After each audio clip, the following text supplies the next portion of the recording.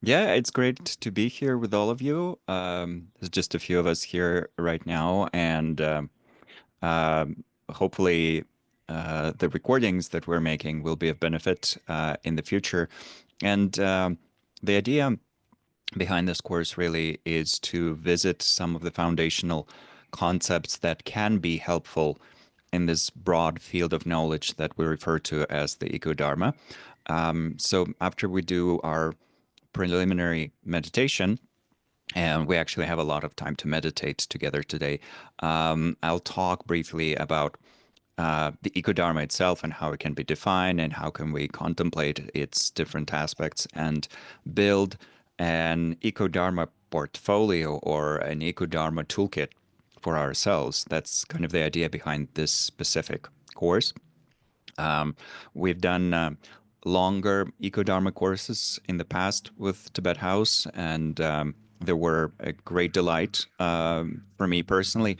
This one in particular, which is meant to be in three parts, will be focused on the more practical aspects of it. And practical here means both in terms of our meditation or our contemplative practice and in terms of what we can do on a daily level to feel that we are positively contributing to the interdependence that we are a part of. So that's the basic idea. And yeah, the idea is just to plant some of those practical seeds, really. I think surprisingly, and surprisingly for me at least, Ecodharma has still remained is still very much an aspect of the Dharma, of the Buddhist Dharma, and of other Dharmic traditions that is largely overlooked or neglected in a way, in that not that many people actually actively contemplate this field or play with it or practice with it enough, in my personal opinion. But I think by planting some seeds and exploring some of the thoughts that we will be discussing in these three meetings, plus playing with the practices, we can turn ourselves into agents of change, and that will keep spreading, and then eventually, hopefully, more and more people will turn towards this kind of cross-disciplinary approach, interdisciplinary approach that might be potential of benefit both to ourselves personally and to the communities of which we are a part, including the social communities of other humans, more extensive communities that include other species and other sentient beings, and eventually the mega community of all sentient beings, which is also something that we're a part of. And to explore that idea of working with these concentric circles of benefit, we'll start with a meditation in which we combine the process of relaxation and the process of adjusting our motivation.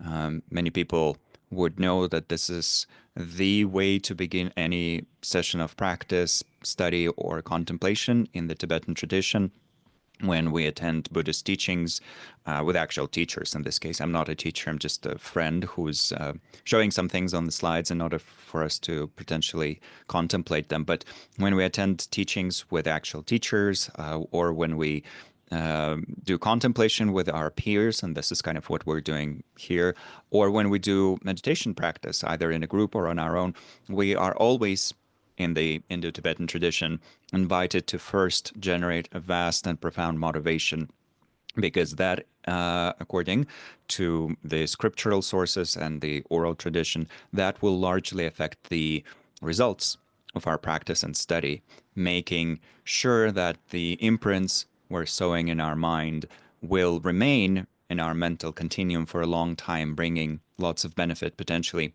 way into the future. So that's where we're starting. We're looking at our own current aspirations. We're dealing with them in terms of transforming them into something vast and profound. Then just establishing that cognitive vastness, cognitive as in referring to our desires, wishes, and aspirations, making sure that these aspects of our mind are truly imbued with this large-scale vision that can make the issues that we're looking at seem maybe not insignificant, but manageable to a certain degree, malleable, where we can transform things, and that will lead to the transformation of other things, and that would eventually lead to a very powerful wave of transformative action that can hopefully uh, turn around some of the issues that we're dealing with when we're thinking about climate, environmentalism, environmental sustainability, and so forth. But it all starts with relaxation. So, in order to do this preliminary practice, we can find a comfortable stationary position. It's perfectly fine to practice with your camera on or with your camera off, whatever feels more beneficial right now. There is beauty in sharing our presence, but there is also beauty in entering a little retreat bubble, so to say, in which we kind of allow our body, speech, and mind to release all the types of tension and then do the work of actually generating beneficial mental states. So whatever feels right now, in that regards, with regards to our camera, and then whatever feels right with regards to the position that we're using, because we can be in the upright position, sitting up with our legs crossed or with our feet on the ground. Or if that's preferable for all the practices that we're going to do today, we can do them in the supine position, in the Shavasana position. So if that's something we prefer, totally fine as well. Most of the methods of EcoDharma are very flexible in that regard. They involve relaxation, contemplation, concentration. And for that, we can really assume any position that feels right and that combines the qualities of stability and relaxation. So finding that comfortable position and then spending some moments just turning towards the practice, getting ready for the practice.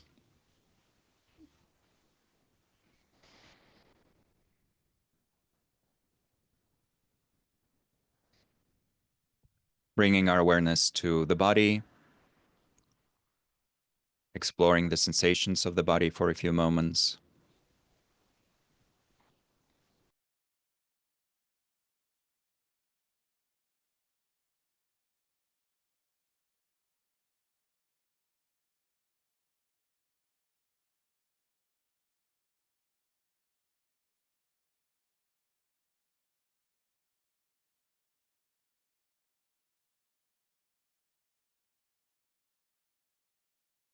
And then in particular, noticing the points of contact between our body and the ground that's holding us.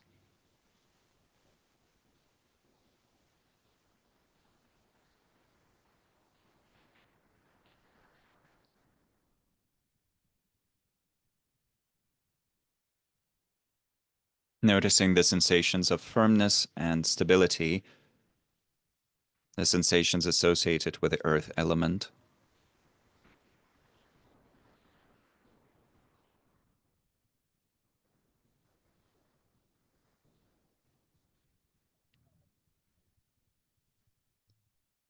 And allowing our body to respond to these sensations with a wave of relaxation, a wave that starts in the lower parts of our body, including our feet, our legs, our buttocks, and then gradually starts to spread throughout our tactile field.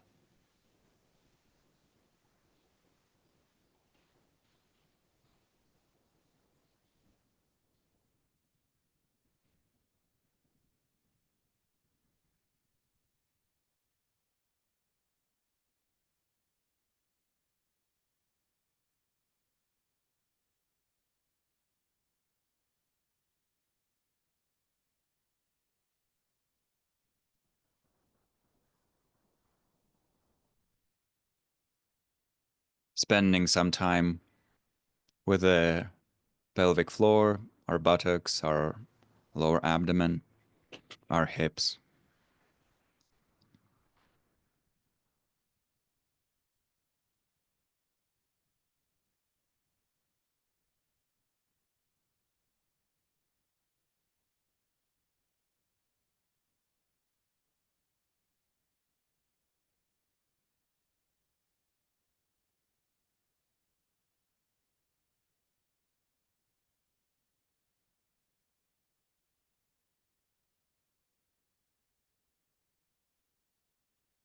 And then exploring the space of our torso.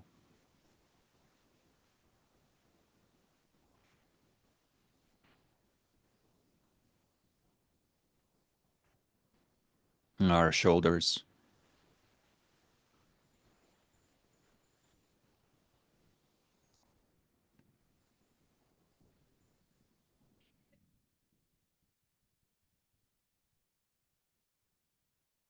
and then our upper arms,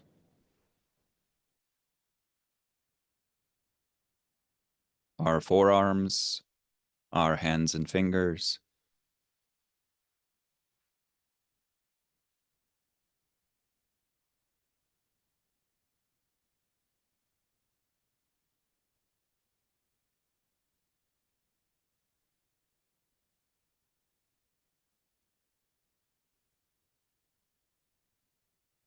once again our shoulders, then our neck and throat,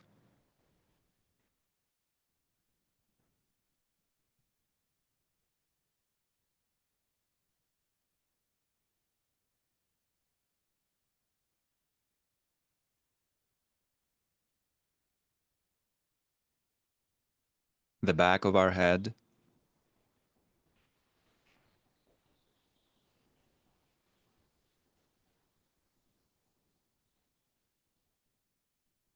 our crown,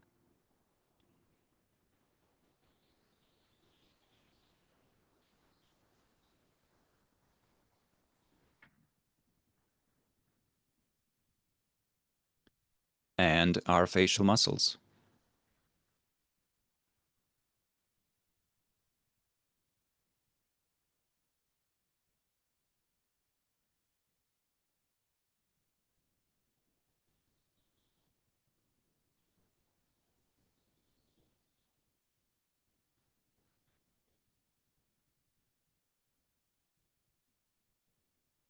And then extending our awareness to the entirety of the body for a little while, noticing the totality of its sensations in the present moment.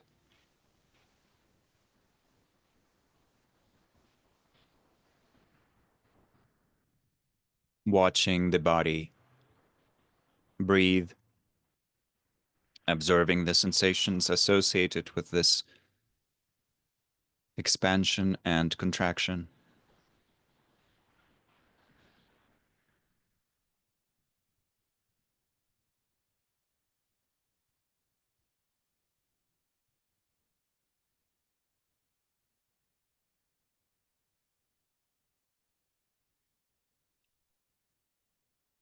And allowing the earth element to take away all of our distracting thoughts,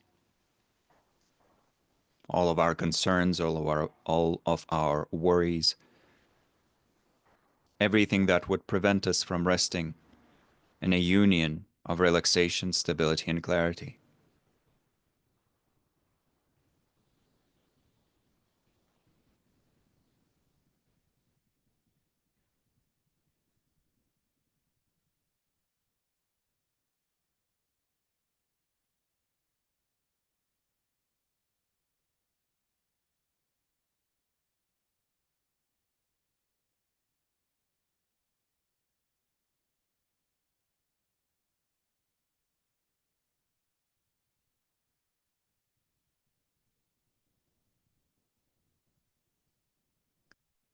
And then, with our body resting in this manner,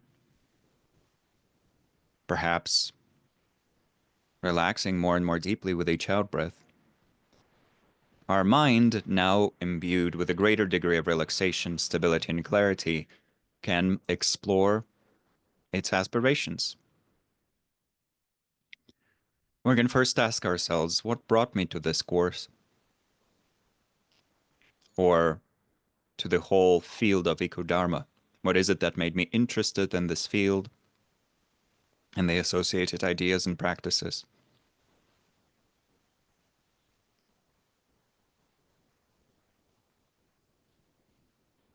And is there something that I would like to eventually realize, bring to life?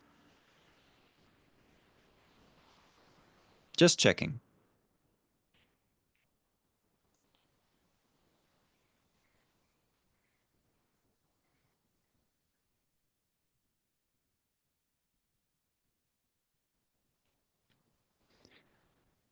And then, without invalidating these initial aspirations that all of us might have, we can add the elements of vastness and profundity. Vastness, in that we recognize that our efforts here can bring benefit to multiple sentient beings.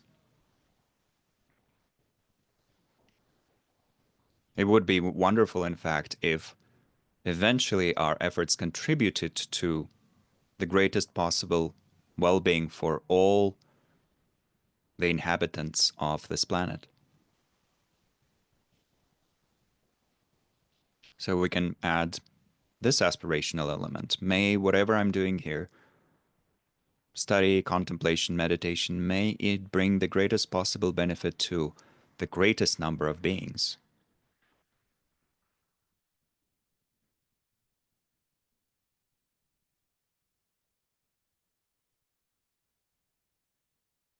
Resting with this wish, breathing life into it with each new cycle of breathing.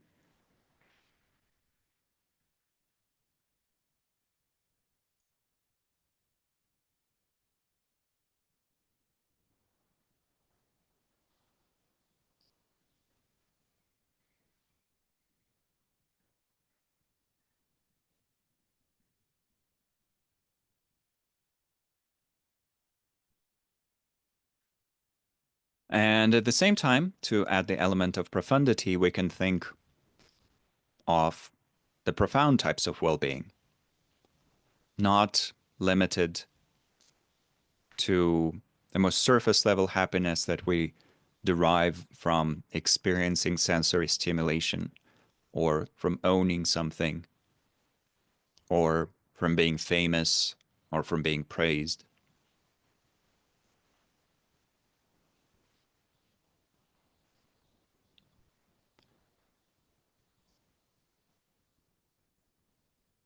Rather, wishing for the greatest possible happiness that, in its deep aspect, comes from within our own mind and its boundless potential to be compassionate, kind, generous, and wise.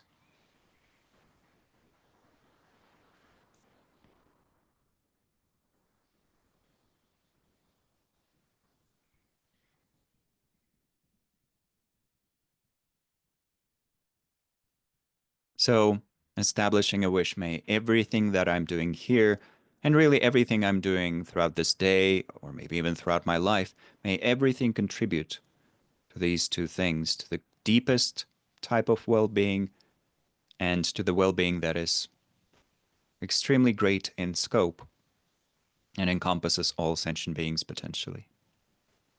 May this be brought about.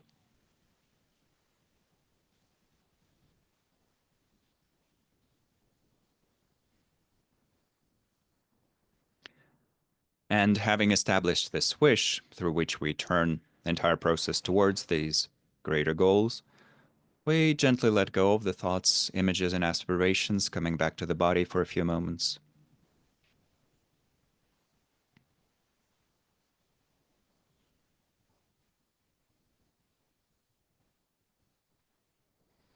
Resting with the body, recognizing its movements, especially those associated with the breath, recognizing its sensations.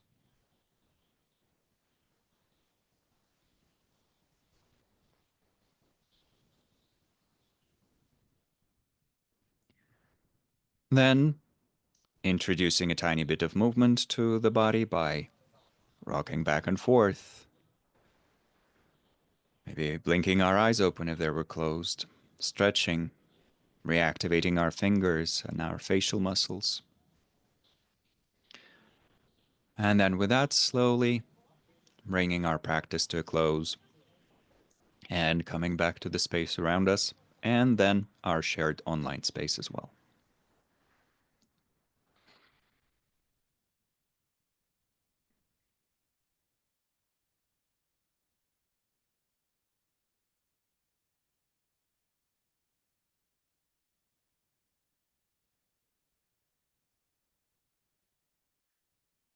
Thank you.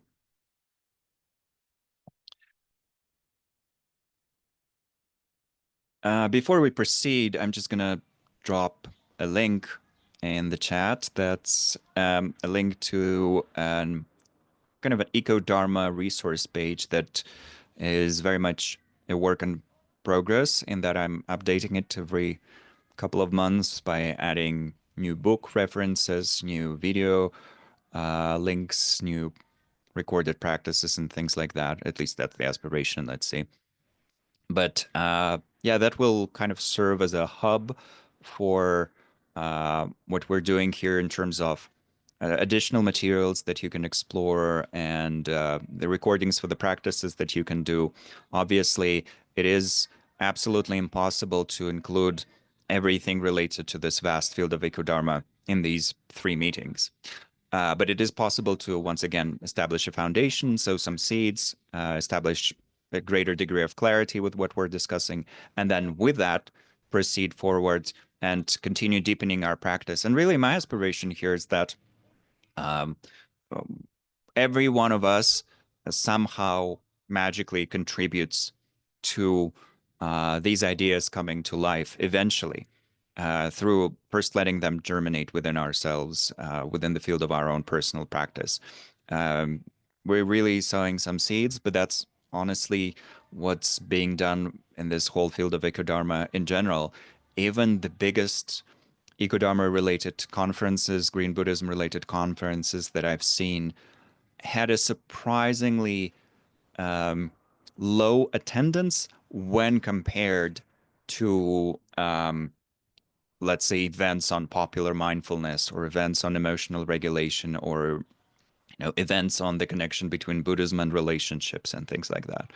I think there's a lot of explanations, potential explanations for why that is. And one of them is that um, environmentalism, sustainability, and so forth are not the most comfortable topics right now. And even though there are many other topics that are uncomfortable, it seems like this one is particularly depressing for many people. And so there's this natural tendency to avoid and to not explore this stuff. But as we probably all know as well, this is not something that can really be avoided or ignored, at least for long. And so the kind of aspiration or the invitation there is for us to be courageous and to look at this material, to look at these issues, to look at these problems, to look at the potential solutions, and to see that there's actually a lot of hope there as well. It's a very delicate dance between hope and sorrow, or rather, hope and things that need to be worked on. Sorrow is not really a good ally in this process, but there is a lot of sadness, I would say, that comes up in us naturally when we consider what's going on in the whole domain of environmentalism, sustainability, environmental destruction, species extinction, and so forth. And that sadness can actually serve as a great source of inspiration, as we shall see later.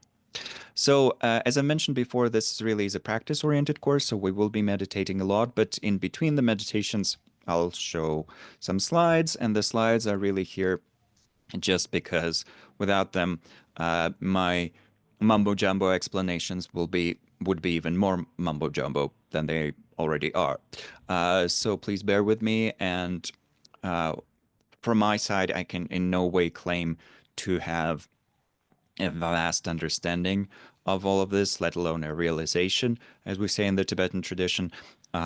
I definitely do consider myself a student of EcoDharma in that I'm a person who reads books on this and attends events and tries to do these practices. And sometimes I'm privileged to facilitate a class on this here and there. Uh, but the field itself is so vast and so profound that in no way can I claim to be a teacher or anything like that. But I think that's actually something that's very helpful for my mind, for me to be to consider myself very much a student of this. With some things, I have a diploma saying that I'm an instructor of this approach or instructor of that approach. And that's maybe valid in that I completed a course on this or that. But with the EcoDharma, I don't think there's any way to absorb it to a degree where you would feel like an expert, because there are so many questions that still don't have any definitive answers to them, that it is inevitably important to feel a certain sense of intellectual humility when dealing with these things. And yet, there are some things that I can show in slides, so we can look at them and play with them and see if any of them make sense. And if at any point any questions come up, yes, please feel free to write in the chat, and I'll try to address those things. And at some points, I will definitely invite you to share in the chat anyway, especially when we exchange our preliminary ideas related to our aspirations and so forth. So another practice that I would like to do at this very early stage is a practice called honoring the three lineages. So, and just check if I have it here. So in the Tibetan Buddhist tradition, there is this, or in the Indo-Tibetan spiritual tradition, I should say, and that actually not limited to Tibetan Buddhism. This is also something that's used in the indigenous spiritual tradition of Tibet, called Bon. In both of these traditions, and basically in the spiritual traditions that are present on the Tibetan plateau, a major practice element that is often used before undertaking any method, exploring any method, or playing with any method, or working deeply with any method, is the principle of connecting to the lineage of transmission. What this means in practical terms is that we actually spend some moments or minutes, or in some cases even hours, establishing a connection between ourselves, between our own mind and heart, and the flow of inspiration that comes from before. So the flow of inspiration that comes from the great masters, great yoginis and yogis of the past. And that in itself, of course, is already a powerful way of contextualizing ourselves within this large historical process of transmission, reminding ourselves that we are not the center of the universe, we're not the center of the spiritual work either. We're not really the center of anything other than that we feel like we're in the center of things in terms of our perception. We are a small element of this global field of interdependence. And as this small element, we can definitely have a lot of power when it comes to change and transformation. We can do a lot of good with the energy that's available to us, physical, verbal, and mental. But at no point does it make real sense for us to feel that we have invented these methods. At no point does it make sense for us to feel like we are the most important thing in the transmission of these methods. And really, we are not even the main beneficiary of these methods. We do receive a lot of benefit from them, but eventually these methods are meant to help us be of better service to others. That's kind of the general ethos of the Mahayana tradition that the Indo-Tibetan tradition of Buddhism belongs to. So we're really letting all this material pass through us so that we become better vessels for the well-being of others.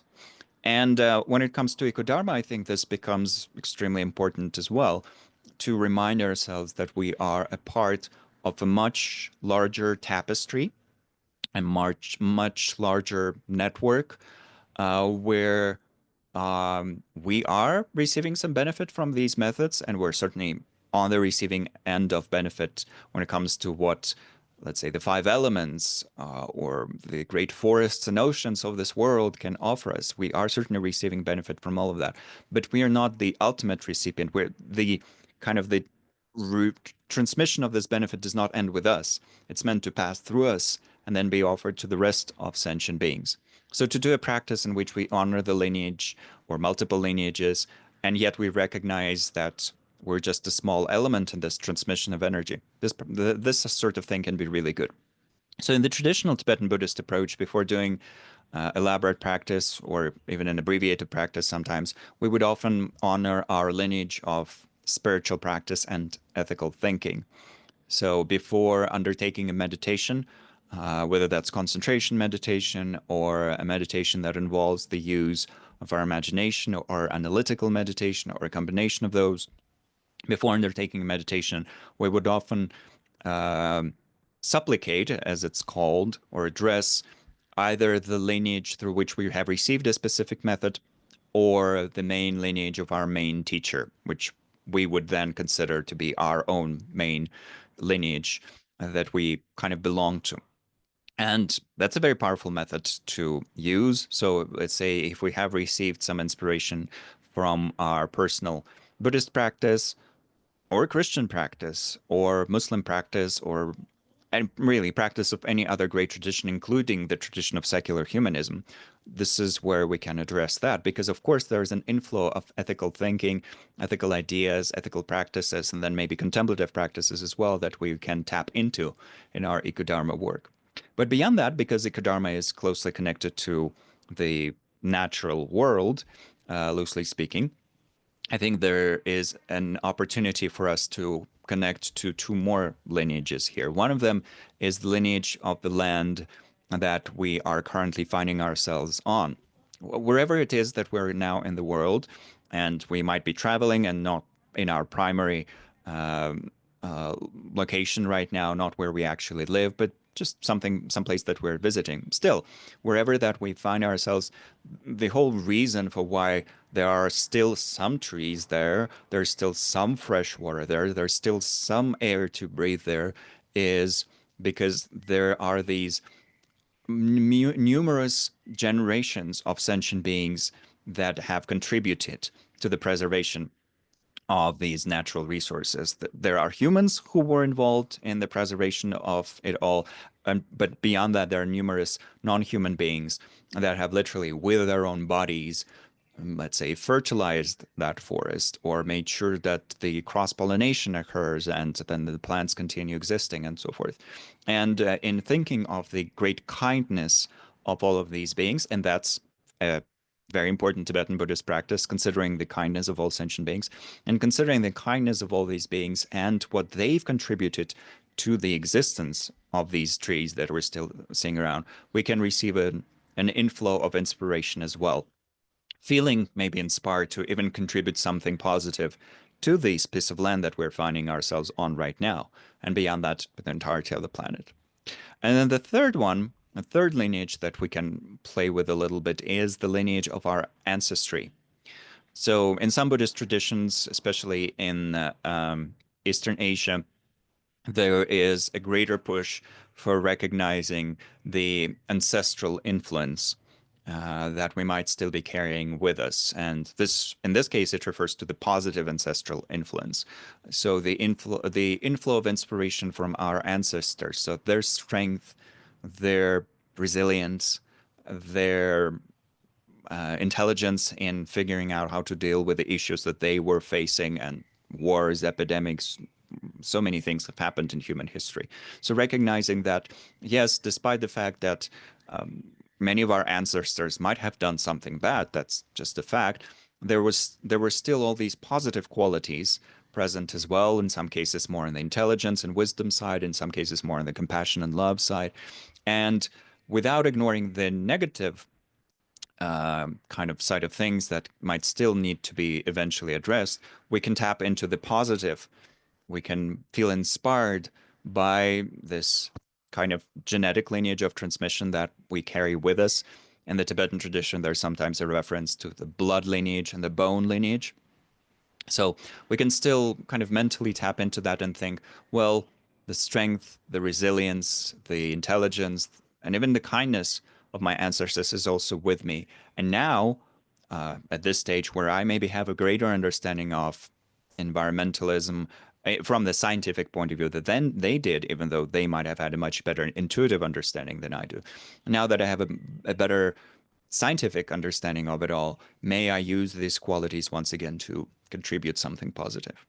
So playing with this in the way that we feel might be right for us personally, tapping into the lineage of spiritual practice, and that's our spiritual ancestry, the lineage of the land, and that's everything that has to do with the territory we're currently occupying, and then finally our familial lineage, which also has these good qualities, even if we feel distant from it for some reason, which many people do in this day and age. Tapping into all of that, bringing the qualities and the inspiration into our heart, and then once again using it all to superpower our aspirations is, I think, a wonderful way to begin our EcoDharma practice, or to power our EcoDharma practice. And that's something, kind of this general principle is very largely used in the Tibetan tradition on a daily basis for people who use that practice element in their personal meditations. So I would suggest we do a little meditation on this as well. For stretching, if we feel like stretching, I've been sitting for a while and we've also done the other meditation already. Stretching, moving around, taking a sip of water, making sure we're comfortable. Maybe lying down if we prefer to lie down, or sitting up if that feels right.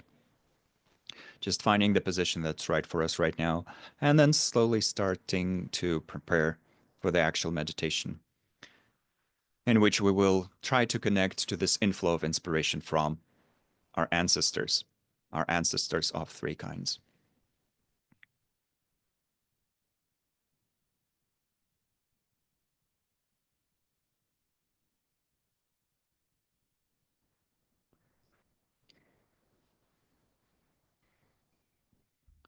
So, finding a comfortable stationary position,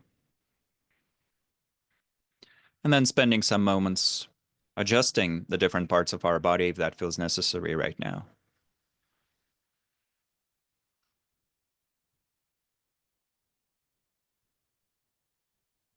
Extending our spine, lowering and relaxing our shoulders,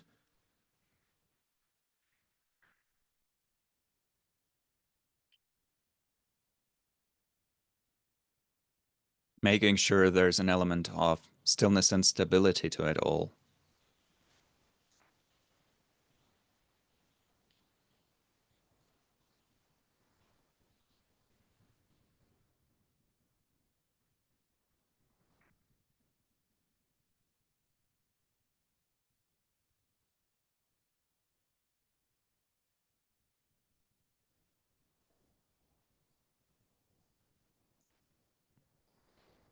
And then reconnecting to the body. This is where we can perform an abbreviated body scan to establish greater degrees of relaxation and stillness. Exploring and relaxing our feet and toes,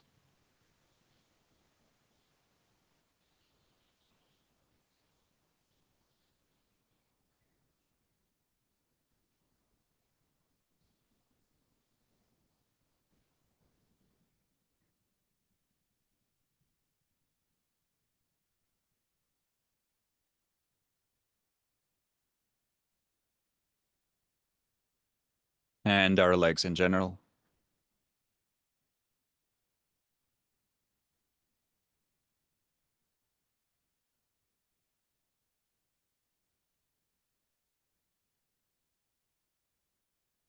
Spending some time with our pelvic floor, our buttocks, our hips,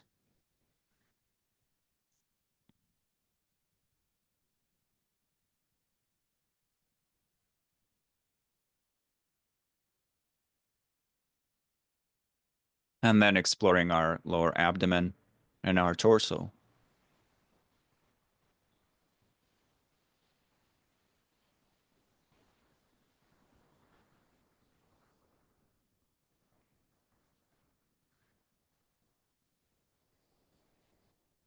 And then our shoulders, upper arms, forearms, hands and fingers,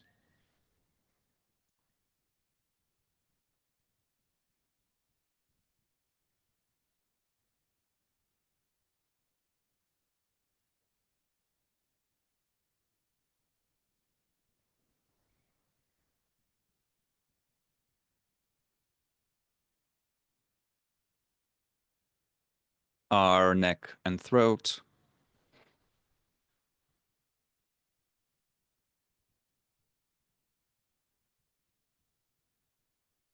our crown,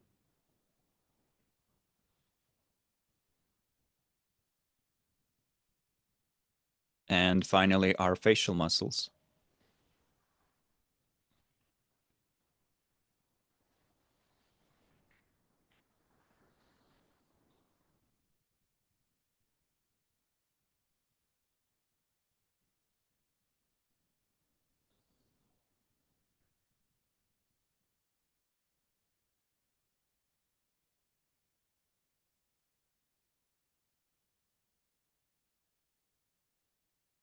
And then for a little while, just watching our body expand and contract with each new cycle of breathing. Watching it in terms of our sensations, the sensations that correspond to this process of breathing.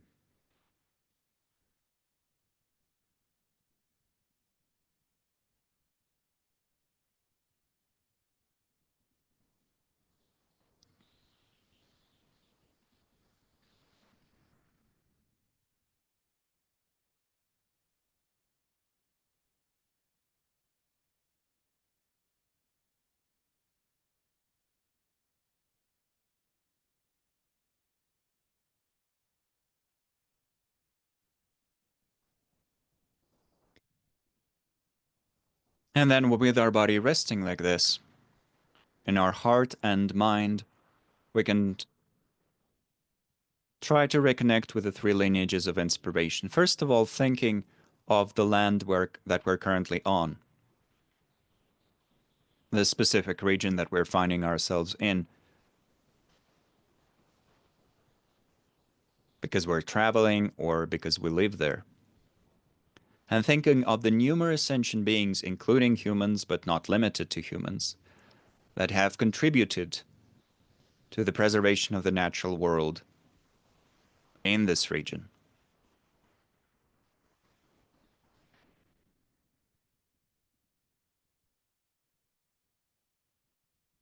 So, yes, some of those beings were human and they were perhaps practicing good custodianship, taking care of the forests and the valleys and the meadows and so forth.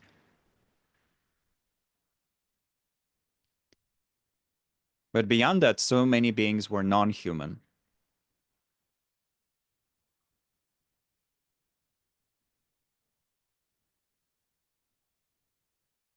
And they've naturally, through their instincts, given their lives to the preservation of the environmental system there. They were a part of this tapestry of life, playing their role so that the entire thing would keep going. And it's because of all of them that we now still have something green around us.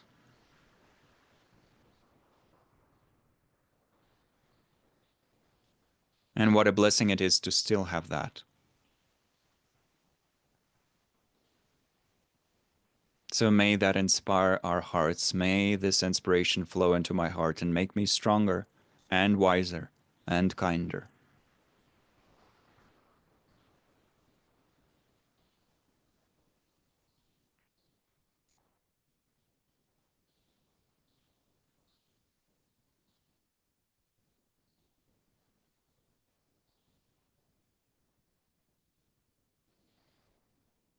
Then, for a little while, thinking of our spiritual tradition or traditions, multiple, and reminding ourselves that these traditions, singular or plural, most likely teach wisdom, teach kindness, teach compassion, teach a sense of responsibility, teach ethical behavior, teach generosity. All of these are common themes present in all the great spiritual lineages of the world. They all teach about the golden rule. They all offer us practices of generosity, kindness, compassion, and so forth.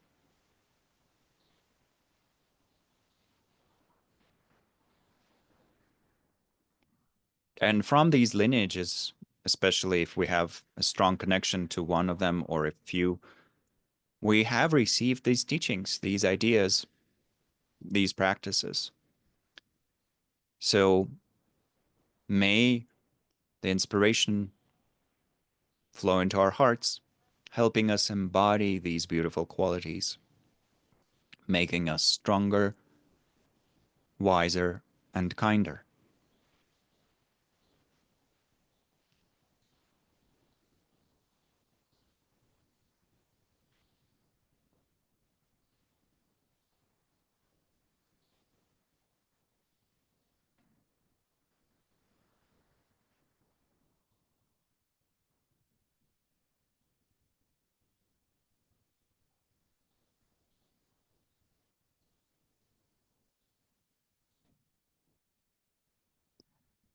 And then finally, using the same principle with regards to our actual ancestry,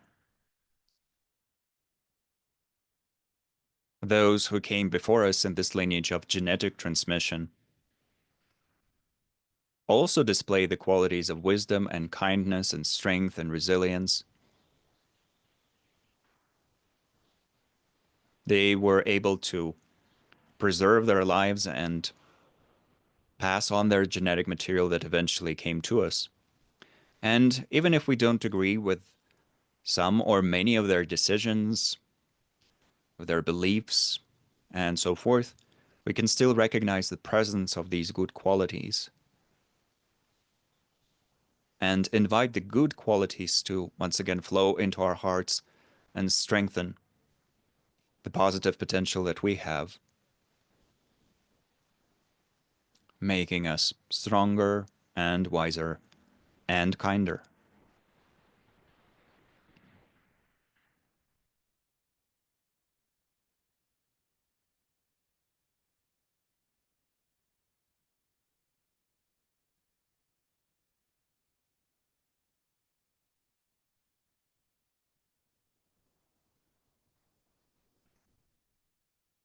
And then these qualities, along with this inspiration, we can use to fulfill our greatest possible aspirations related to the natural world and our relationship with it, so that we can see that we are an inalienable part of this world, the global systems of interdependence, recognizing our potential to contribute something beautiful to this interdependence, making it more wholesome, more capable of bringing happiness to all who live, not just the select few.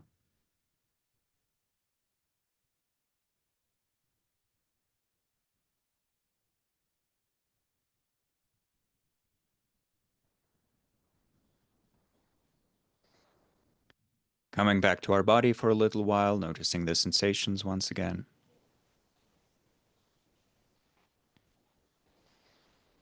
Then introducing a tiny bit of movement, rocking back and forth, opening our eyes if they were closed, and then slowly ending our meditation and coming back to the space around us.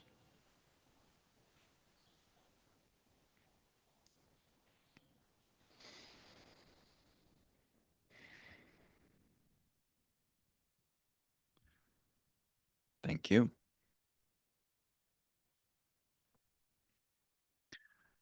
So, just as a side note, quite often when I've explored this practice with other people, including our previous courses on EcoDharma here in Tibet House, some people would always notice how they never considered the ancestral lineage much for cultural reasons. Especially in the West, it seems there's sort of a natural resistance or cultural resistance, maybe, to thinking about what the ancestors did, because not all of it was obviously good, colonization and so forth, or environmental distraction, or things that were worse in nature. So there's sometimes kind of a resistance to going there. And I think there is a that makes sense. And then there's a way of doing that with a light touch where, yes, we can recognize the negatives and we can also recognize these beautiful qualities, inviting the beautiful qualities without having to buy into the more problematic things that have happened in the past. Similarly, for some people, there's not much exploration maybe currently happening with regards to the land that we're on. That's slowly changing, especially in the US and Canada, where there is now a tradition of doing the land acknowledgement. So people explaining that in the beginning of any event or any teaching session, any practice session, that they are on the unceded land of this tribe or that tribe, And I think that's a very beautiful and important practice.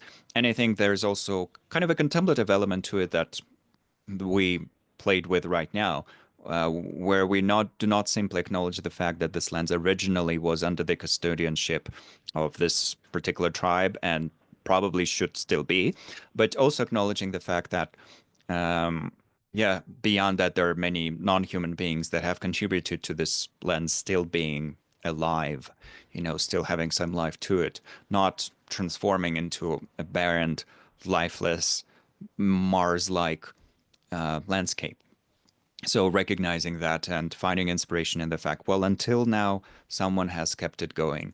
Maybe I can bring something beneficial as well through very simple solutions. And we'll talk about actual practical solutions later in the course. But for now, just finding that inspiration because there's this flow from cognitive to behavioral. So in this first meeting and to a large degree also in the second meeting, we'll play with the cognitive and then towards the second half of the second meeting and then towards the third meeting, we'll start also adding some behavioral elements and some thinking, what can I personally do on this element of actual conduct with my actions? But the cognitive element will always remain there. The mental work, the heart work, we could say that we're doing, that's the source of our activity anyway. Thomas Merton said, and I love that quote, that the river of actions or activity, I'm paraphrasing, the flow of activity stems from the spring of contemplation.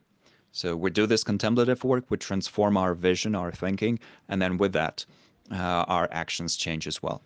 And this is kind of the general push behind EcoDharma in general.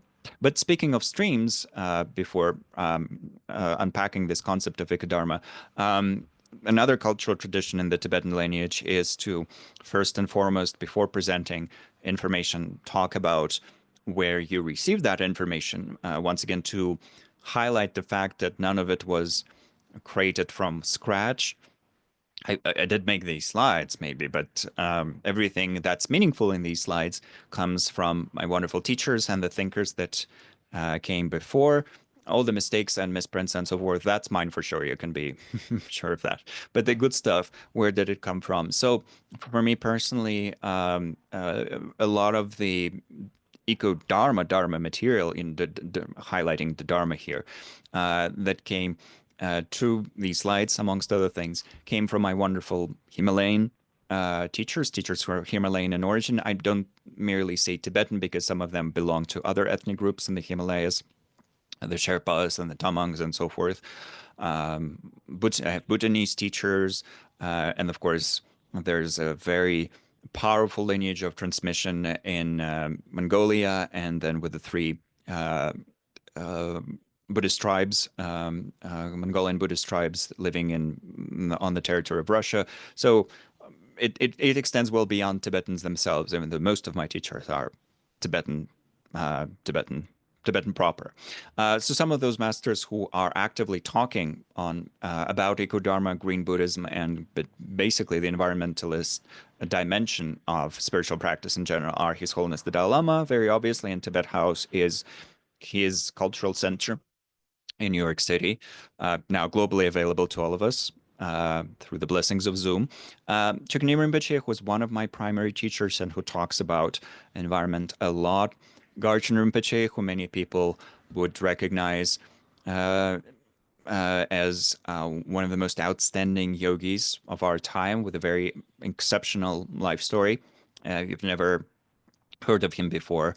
There's a wonderful documentary about him called For the Benefit of All Beings, available on Vimeo and I think now also on YouTube for free, which tells the story of him spending essentially 20 years in a concentration camp and then emerging out of that horrible ordeal as a being that became even more radiant, more compassionate, more kind, and then sharing the wisdom and compassion and kindness freely with all who live. He's currently based in Arizona. He doesn't travel as much anymore, but all of his teachings are available online. And he certainly talks about the environmentalist aspect of Dharma. And then Tenzin Wangyal Rinpoche, who is a Lama of the Pön tradition. He is always in active dialogue with representatives of the Indo-Tibetan Buddhist tradition. but his own lineage is the lineage of Bön teachings, and he's based in the East Bay, so Northern California, kind of Oakland, Berkeley, that area. And he works sometimes with some of my mentors and friends, including Dr. Yves Ekman, that some of you might be familiar with. And Tenzin Wangyal Rinpoche in particular has many lovely books on the practices of the five elements and so forth. So that's something that I definitely recommend as a wonderful source as well.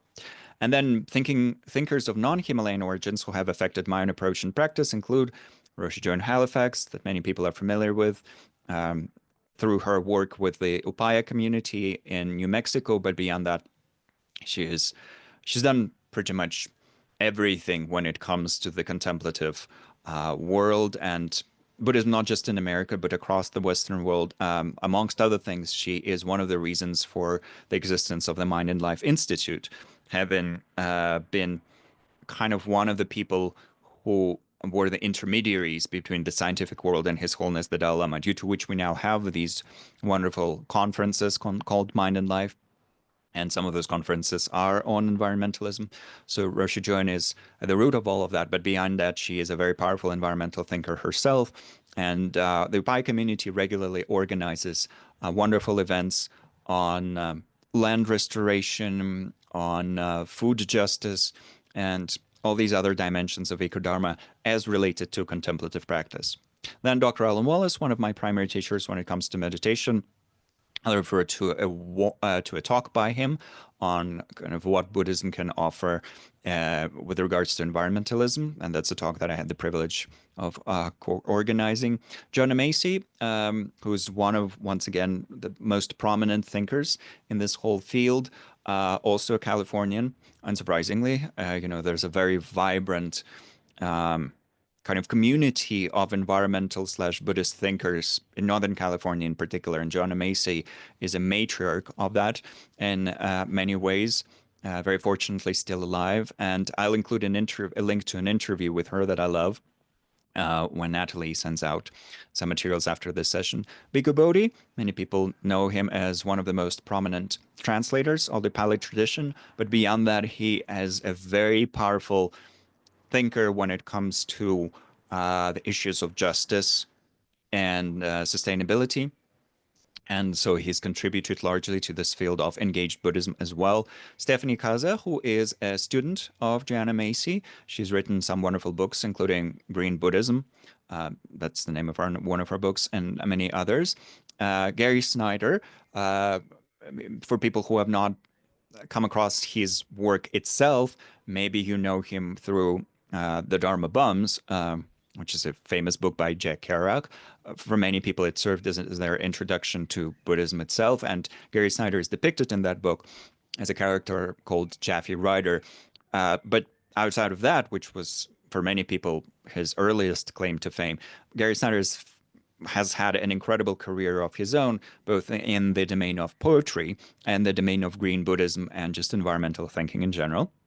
And finally, David Loy, who authored the book called EcoDharma, which is a wonderful source to explore. But beyond that, his work extends far beyond this field and includes many wonderful different ways to consider the interaction between the modern world and Buddhist practice. And then here are some things that over the preceding years I've noticed when looking at the Indo-Tibetan Buddhist tradition, saying how there are all these practice principles and methods that we can easily kind of find in the Indo-Tibetan Buddhist toolkit and then apply to our interactions with the rest of the natural world. So one thing, obviously informing our engagement with the world is the Buddhist ethical practice known as Shila. So Shila is our ethical discipline or ethical self-discipline. And essentially this relates to the whole field of methods that help us regulate and develop our ethical intelligence. It is probably true, probably fair to say that our interaction with the natural world cannot be balanced unless we have ethical intelligence developed to a relatively high degree. So whatever help we can get in the development of ethical balance or ethical intelligence would be most welcome. Well, Buddhism has a lot to offer in that regard, mostly centered around the key principle of nonviolence or nonviolence combined with compassion. So, whatever helps us cultivate compassion and then practice nonviolence on that basis would be a very welcome addition to the EcoDharma toolkit. Well, Buddhism is all about that. There's a lot of material that we can use. Then Buddhism has wonderful teachings on the cultivation of samadhi or mental gatheredness, sort of mental composure. And amongst other things that are offered in that regard, there are some methods for specifically cultivating samadhi through relying on different aspects of the natural world. So you have, first of all, when it comes to the explanations on how to cultivate samadhi, some teachings on how it is absolutely essential to have a nice environment in which you will be practicing deep concentration.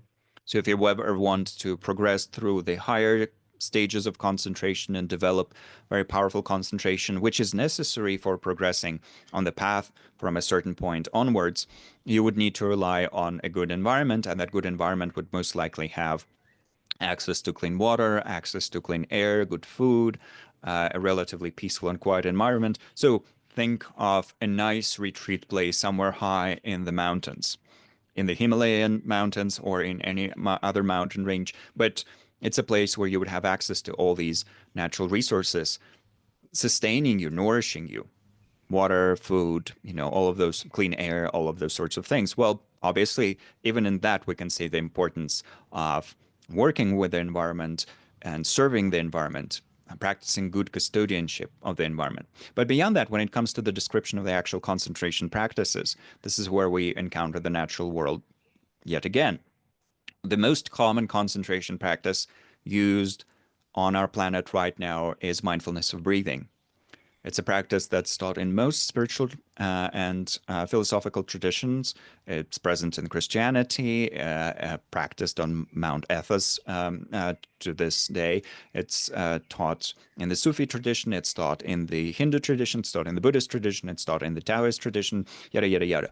And it's taught in mindfulness-based approaches such as MBSR, MBCT, all these different abbreviation uh, abbreviation methods with abbreviations as their names that teach us good mindfulness skills that help us self-regulate and adjust our mental state. Well, all of these use mindfulness of breathing, and mindfulness of breathing is mindfulness of the air element essentially working through our body. So that's the natural world for you. But beyond that, some traditions also have practices in which we concentrate on other elements, on fire, water, earth, space, also on light, which is also kind of a natural phenomenon. And beyond that, many, many other techniques of a similar nature can be used. Once again, contributing to us developing that mental composure that is indispensable on the path, but is also indispensable to a certain degree for us to just be able to interact with our life effectively. So that's another thing where we find the natural world present quite powerfully. Then when it comes to the Buddhist teachings on wisdom, that's the third component. You have Shila, or ethical intelligence, you have Samadhi, attentional intelligence, and then you have Prajna, or Pragya, which is kind of cognitive intelligence slash spiritual intelligence, philosophical intelligence, we could say. Well, in this third domain, which is in a way a culmination for the Buddhist path, that's why we practice Shila and Samadhi, in order to prepare ourselves for the cultivation of Pragya, this deep wisdom. In this third domain, the key principle that we find is arguably the principle of interdependence. Many years ago, when interpreting for some teachings from an Australian monk by the name of Venerable Thupten Dondrup, who was a student of Lama Zopa Rinpoche and Lama Thupten Yeshe, I heard him say that the main teaching of the Buddha is arguably the teaching on interdependence. And that really stayed with me throughout the years. I think that's an absolutely valid state from all of my humble studies, and I certainly don't know much, but from all of my humble studies, I can say that's probably absolutely true, at least when we look at Buddhism through the lens of the Indo-Tibetan tradition and the great Indian masters of the past in particular, such as Nagarjuna and his students. It's certainly fair to say that, yes, indeed, everything else in Buddhism can be subsumed under this principle of interdependence? Well, obviously, in environmentalism and in science in general, there's nothing more important than interdependence. The entirety of material science, as we know it, is a science that looks at how interdependence works on the material level. How do these chemical processes lead to these results? How do these physical processes lead to these results? How does this biological process lead to this specific result? That's all causal interdependence. But beyond that, and this is where environmentalism and ecology as a science step in, in addition to this causal interdependence, there are other types of interdependence that are explored both in Buddhism and in science. For example, the interdependence between the whole and its parts. So our ecosphere is can be considered to be the whole in this regard. And everything that's a factor within that, including ourselves and our human activity, largely destructive in many cases, that's the elements, the parts. So considering how that relationship between the parts and the whole unfolds and saying how the parts need to be gently guided towards more healthy ways of interacting so that the whole can be protected and so that whole can benefit from it. These are some of the very specific applications of this second level of interdependence that's explored in Buddhism. And then the third type of interdependence, and that's the most profound one, and in the Indo-Tibetan tradition, a lot of time goes into meditating on it and understanding it, is the interdependence between our interpretations and reality. The interdependence, interconnectedness between how we see reality and how reality actually evolves and manifests to us. Well, once again, a very important aspect of EcoDharma. If we see the natural world as merely a repository for resources that we can extract, and that's the kind of ethics of extractionism. If we see the natural world as just something to exploit, or to turn into objects of pleasure, very, very fleeting, temporary objects of pleasure for ourselves. And sometimes we also see humans like that and other sentient beings. Well, that's going to affect our interaction with the natural world, and that's going to affect the future of the natural world. But if we were to shift our perception towards something that's more respectful, less objectifying, more appreciative of the fact that this world is alive, this planet is alive, these beings do have feelings, these beings do have importance as well. It's not just humans who are supposedly the kings of the universe, worthy of consuming everything else and leaving the planet dry. If we perform that shift in perception through understanding these third level of interdependence, through understanding the malleability of our interpretations, we can largely shift the future of this planet and our own personal future as well. So that's all explored in these Buddhist teachings on interdependence. Another thing that is strongly present in Buddhism, in the Indo-Tibetan Buddhism and in the Pönpo tradition, once again, the indigenous tradition of Tibet, is a system of practices associated with the five elements. So now it's no longer just concentrating on the five elements as we did in the samadhi practices.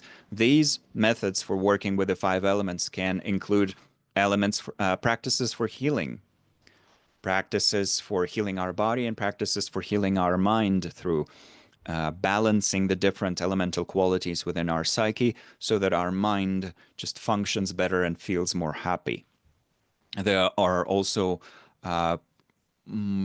practices in which we use the five elements as a foundation for spiritual progress towards enlightenment, which is the ultimate goal for the Mahayana Buddhist tradition.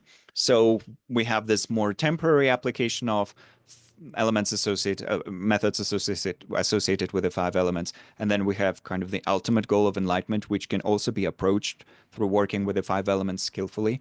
And that is something that is, once again, taught in the Tibetan Buddhist tradition quite powerfully. The five elements in Vajrayana Buddhism, which is a bandwidth of teachings within the Indo-Tibetan Buddhist tradition.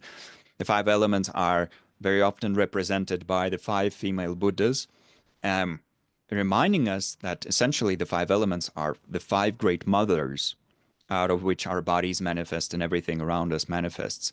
And just like we need to treat generally with the greatest appreciation and respect mothers in general, because they are the source of our physical existence and the source of our whatever nourishment we received in our earliest years.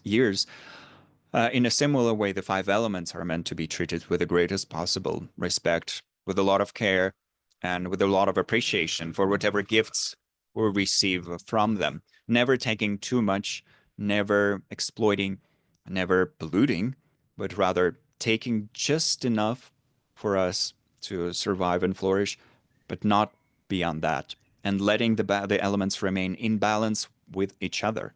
That's another very important principle.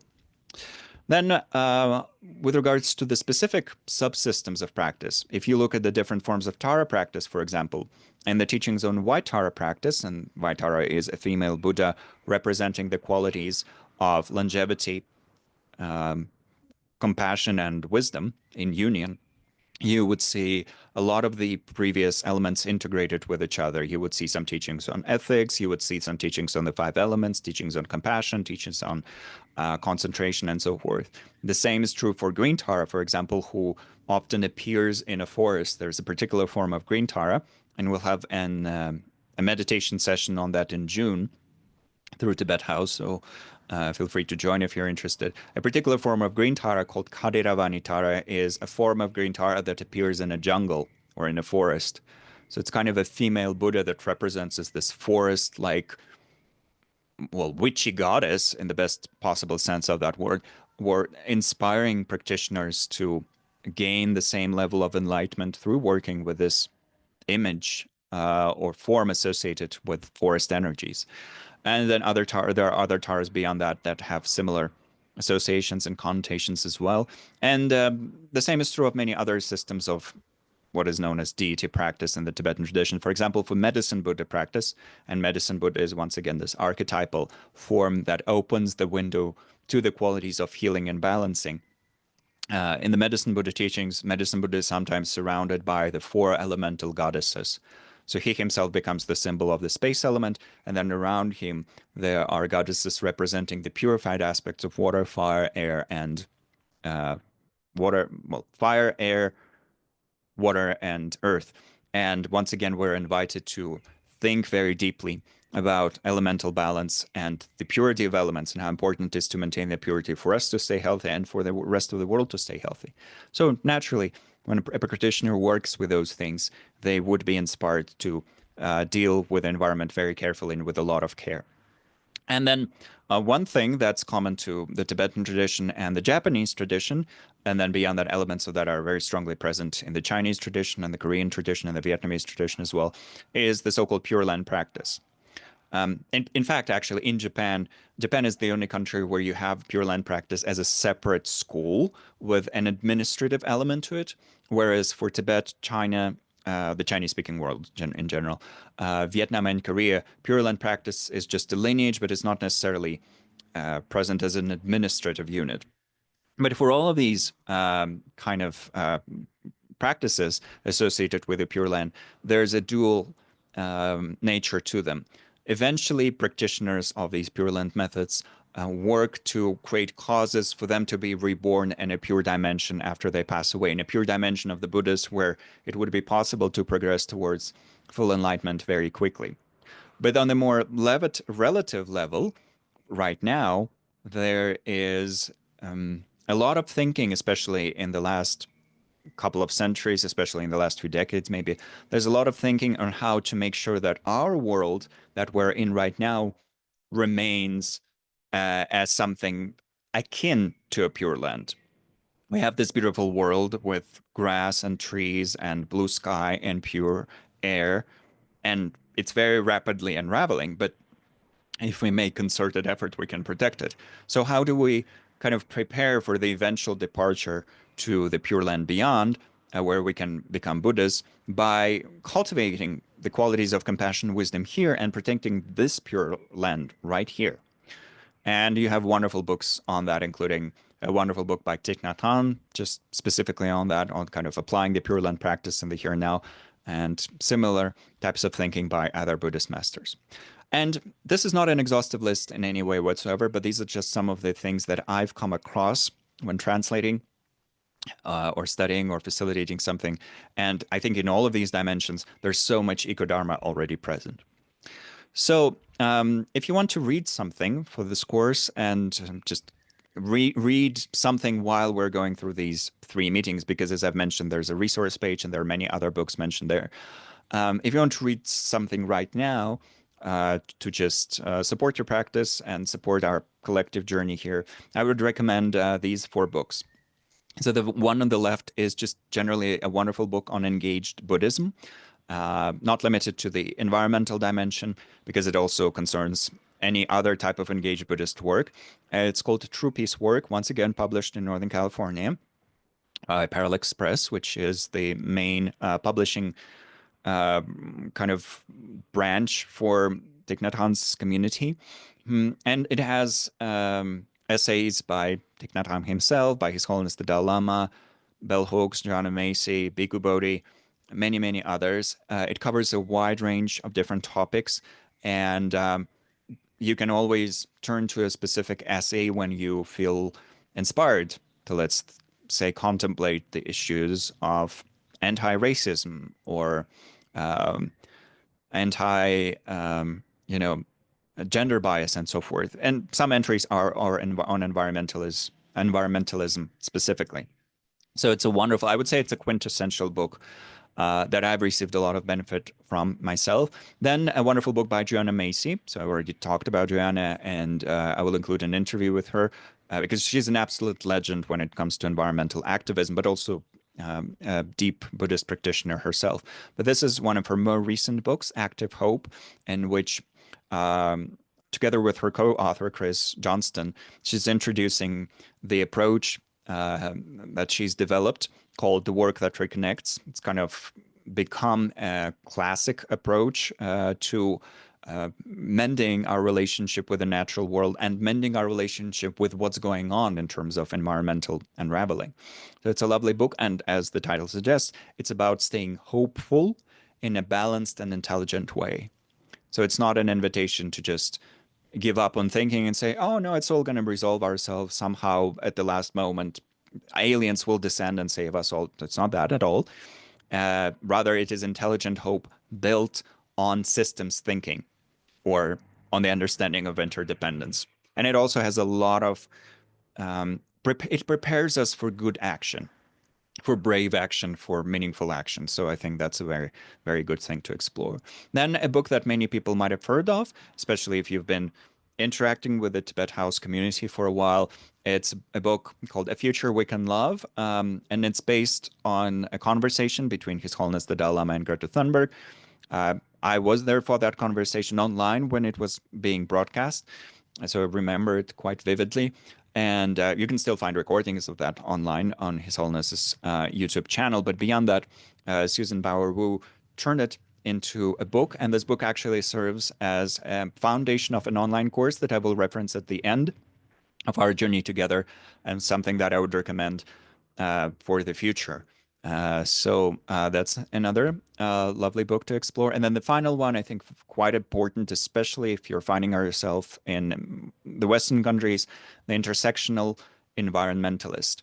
So a very, very important read on how essentially any environmentalist effort, just like any feminist effort or any other effort with regards to engaged ethics in general, has to have an intersectional ethos to it. It has to include the understanding that we're all in this together and that marginalized communities cannot be ignored. And actually, marginalized communities are the ones that usually contribute the most to the feminist efforts, the environmentalist efforts, and so forth. So it's only in recognizing the intersectionality and tapping into it that we can perhaps progress faster. Whether it's by ignoring intersectionality, we create these unnecessary and very harmful divisions that really interfere with the success of our efforts. So a lovely book that I definitely recommend. There's also an Instagram account by the same name, I think maintained by the authors. So definitely something to explore as well. And the sooner the better, in a way. But all of these books are something that you can start with. There are many beyond that on the reference page that I've mentioned. And now, just a very brief moment for me to sip a bit more of my coffee and for you to share something in the chat. If you want to share just a couple of words or a couple of sentences or whatever feels right in terms of why are you here and whether you have any specific goals and aspirations or hopes for this course or for the EcoDharma work in general, yeah, please feel free to share that in the chat. I just love reading those and I read them out. I love looking at other people's aspirations. And that really helps me actually in terms of going through my slides, also in terms of, well, what do I highlight and what can I spend less time on? So please feel free. Anything that comes to you with regards to this question in the chat, we'll just spend 3-4 minutes on this really. But it's really meaningful to have that acknowledgement for me to serve as a witness, for all of us to serve as witnesses to each other's aspirations. Yeah, I've already voiced my aspirations. This is just to sow the seeds and to re-inspire my own heart and mind with all of this. But if something comes to you right now with regards to why are you here, yeah, please feel free to drop that in the chat and I'll read it out.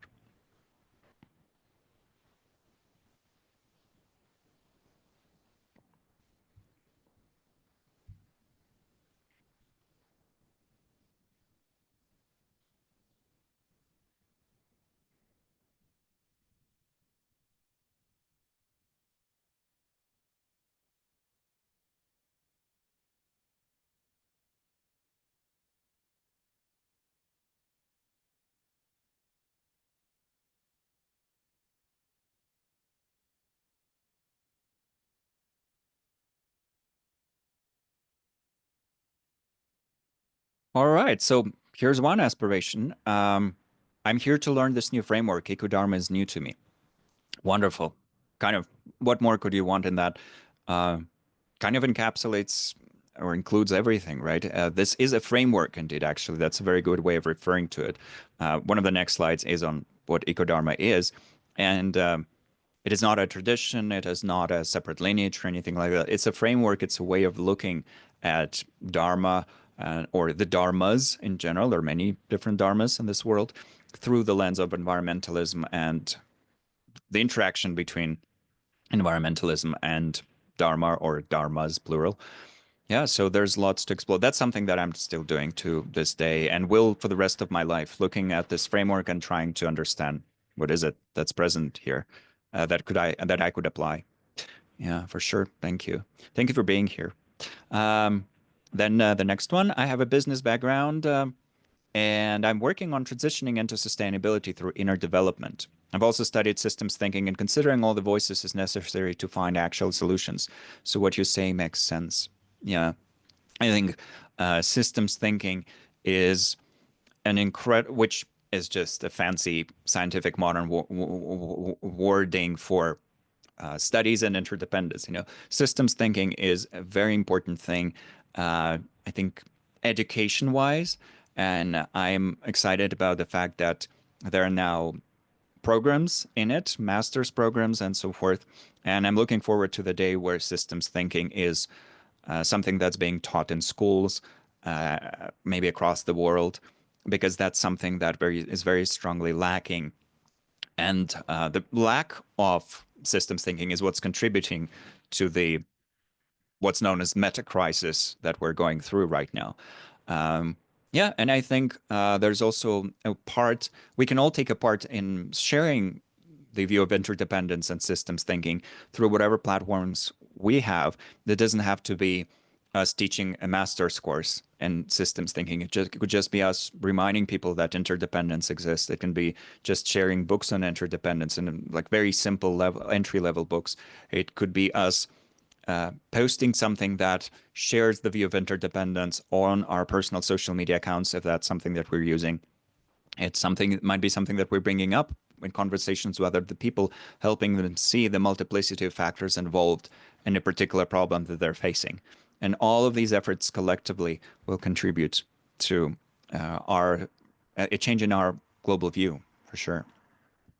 And thank you. And then the next one, I'd like to get familiar with EcoDharma to learn what it is. Both topics, eco and dharma, are interesting to me, so the combination is naturally interesting as well. But on a more practical level, I'd like to have tools to contribute to preservation of our natural environment and other species. Yeah. So from cognitive to behavioral, from this contemplative level that we're exploring together to the practical level of practical application. And then the next one, to strengthen my aspiration for taking care for the things that are essential for a harmonious and safe existence. To make my commitment to it is stronger and stable, to discover how Bodhisattva of the modern time would practice. Yeah, that's actually a very, very beautiful element of it. This interaction between the ethics, the Bodhisattva ethics, and these issues of environmentalism and ecology and so forth. So David Loy, in his book EcoDharma, which I mentioned, in particular talks about the ideal of an eco-sattva. So replacing the word bodhi with eco, not to say that we don't need bodhisattvas anymore. No, of course we do. But eco-sattvas are specifically those who commit themselves to the preservation of the natural environment by both the inner shift in how we view reality and the outer shift in our conduct.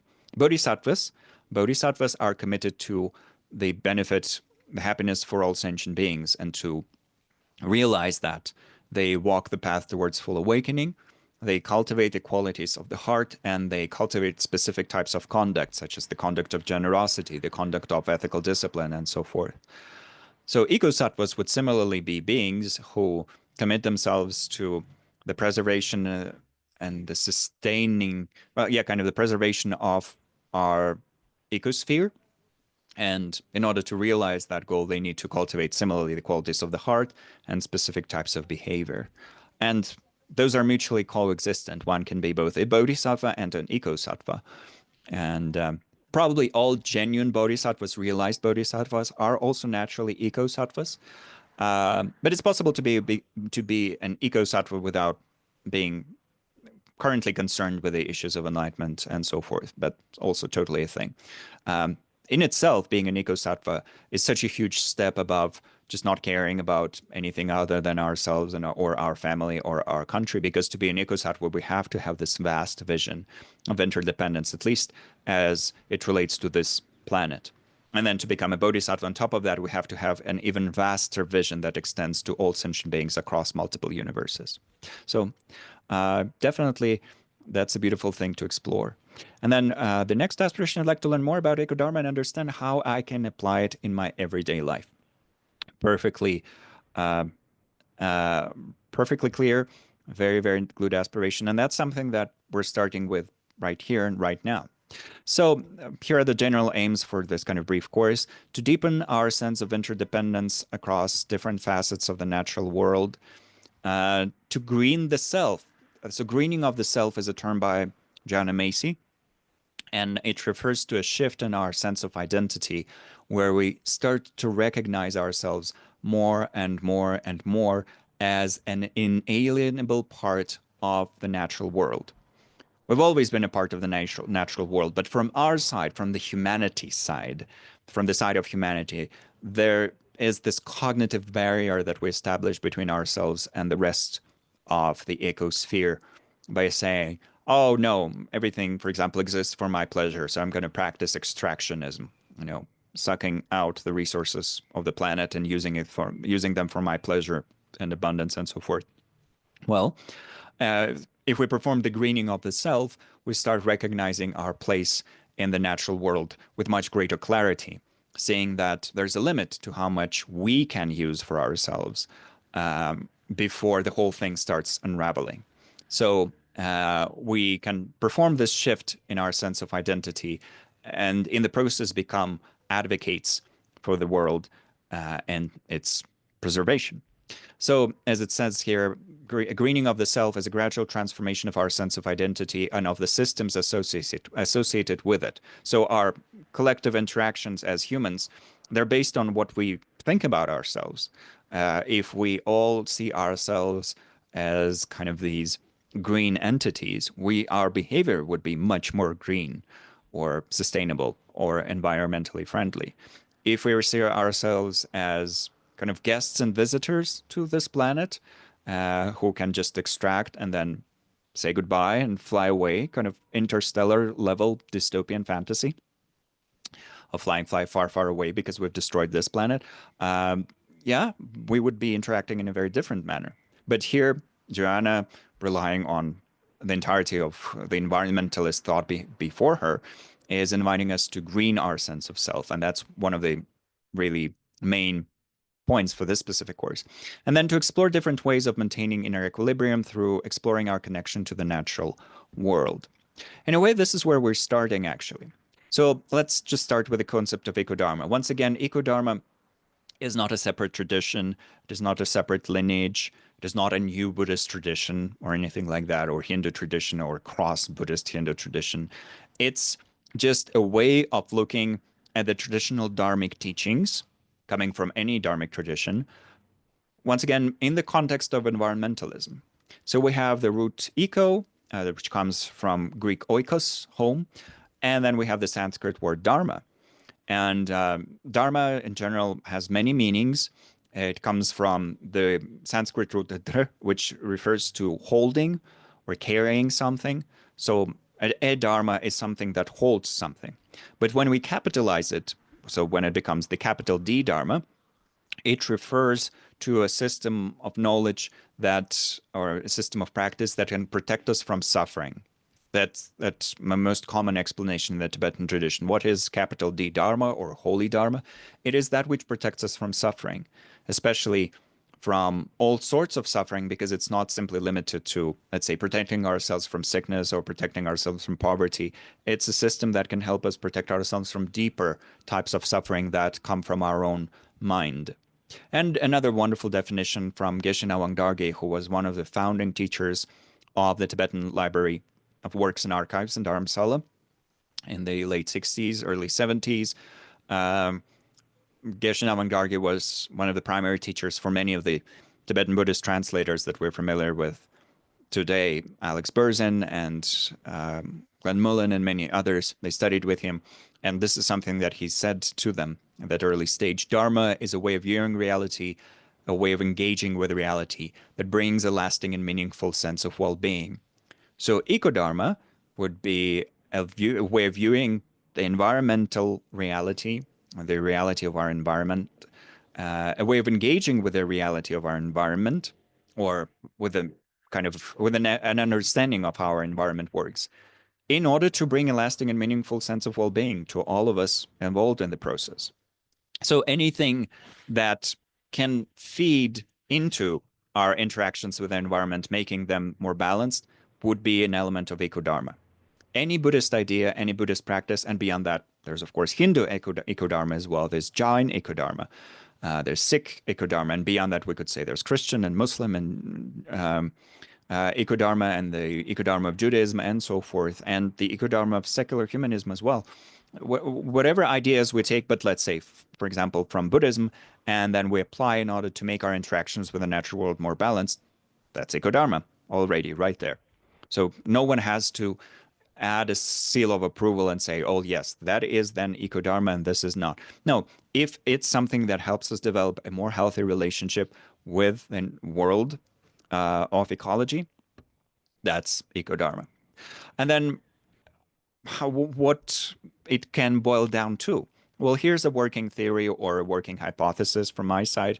The essence of EcoDharma might also consist in the same thing the essence of the Nalanda tradition boils down to. So the Nalanda tradition is essentially the Indo-Tibetan tradition of Buddhist practice and philosophy. His Holiness the Dalai Lama likes to refer to the Indo-Tibetan tradition as the Nalanda tradition because all the quintessential points that are practiced this day in the Himalayan region, in the Mongolian region, and beyond that by followers of Tibetan Buddhism all across the world, all the quintessential points of that come from the great thinkers and practitioners of old India. Many of those thinkers and practitioners were monastics in the great monastic universities of Nalanda, Vikramashila, Dantapuri, and others.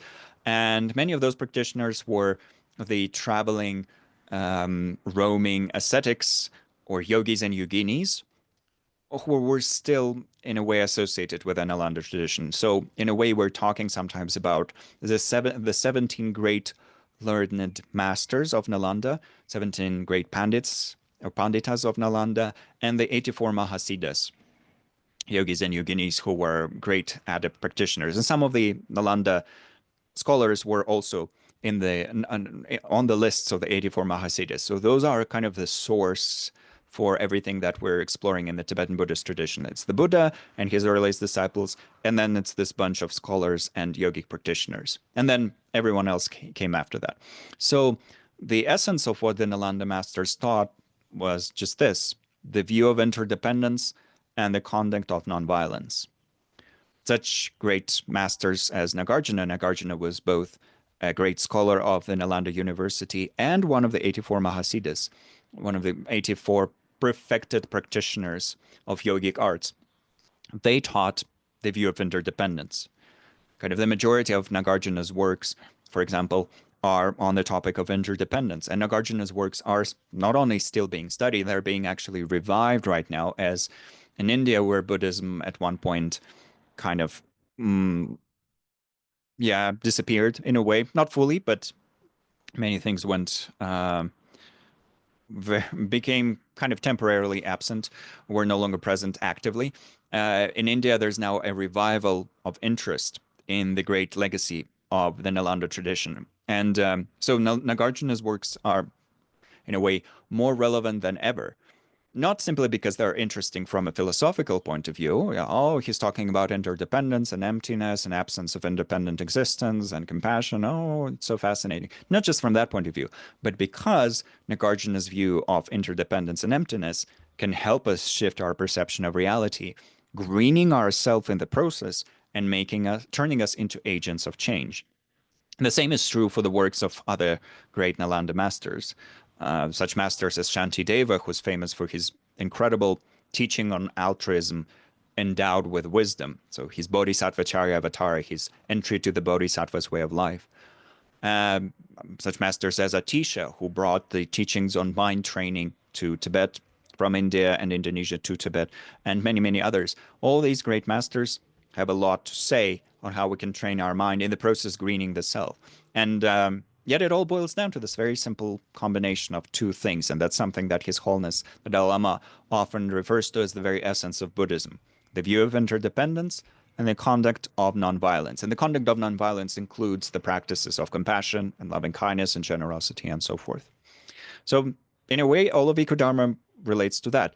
Develop a genuine view of reality that sees us as interdependent, and then practice nonviolence, which would sometimes just mean refraining from harm, and sometimes would refer to actively benefiting others, ennobling or improving on the whole system so that it remains alive, system of environmentalism that we work with.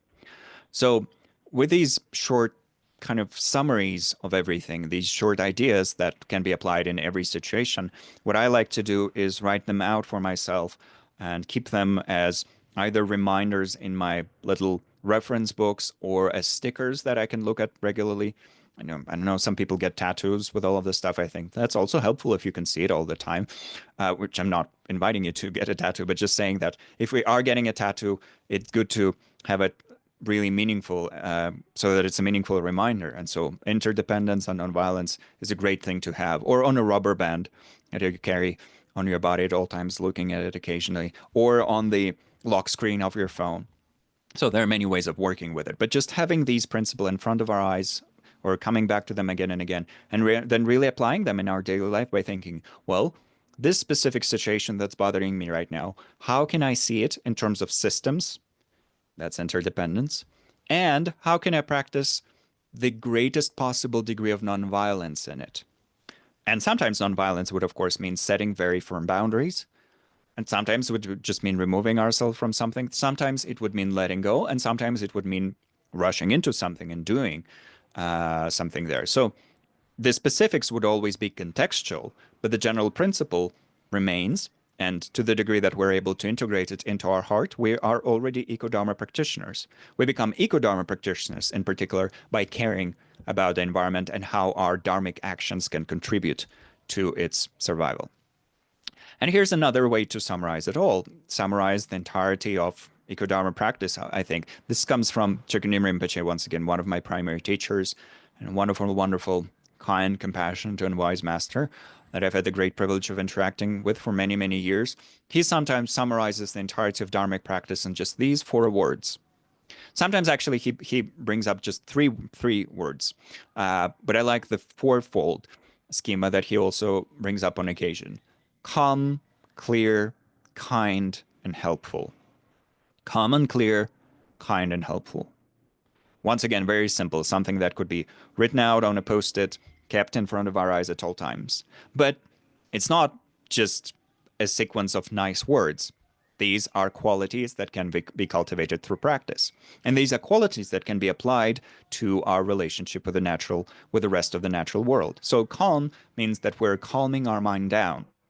This can be accomplished through practices of concentration, so-called shamatha practices, as they're known in the Indo-Tibetan tradition, or shine practices, to use the Tibetan term. And when we're performing those practices, we are quite literally calming our minds down and helping ourselves to let go of the more disturbing neurotic states that would otherwise perhaps drag us into neurotic action. So let's say constant dissatisfaction. To remove it fully, we would need wisdom practices, but to temporarily help it settle down in our mind, for us to be able to release that neurotic dissatisfaction and just rest in contentment right here and now, well, this is something that concentration practices, samadhi practices, once again, are very helpful for. So that's a system of practices that lead us to the sense of calm and also to mental composure.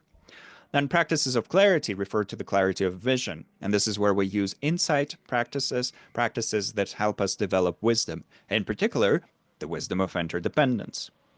So once again, Nagarjuna and his students taught a lot of methods that help us apply systems thinking to develop this view of interdependence. But beyond that, we find many methods of that nature in, let's say, modern educational approaches that are derived from science. So if you've ever studied environmentalism, or in my case, I studied political analysis in college when studying diplomacy. And in political analysis, you are taught to look at a system and analyze its different aspects, its different elements, and the interactions between those elements. That's once again the view of interdependence. And then you try to make an educated guess about how the system would evolve and what it will dish up in terms of the political events in this world. Well, that's a degree of clarity.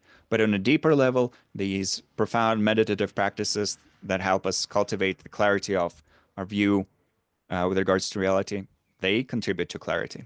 Then kindness.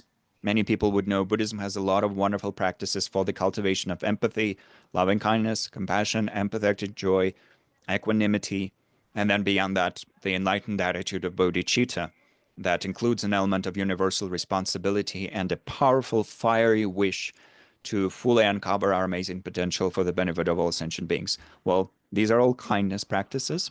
And then on the basis of those, we can also perform practices of being helpful.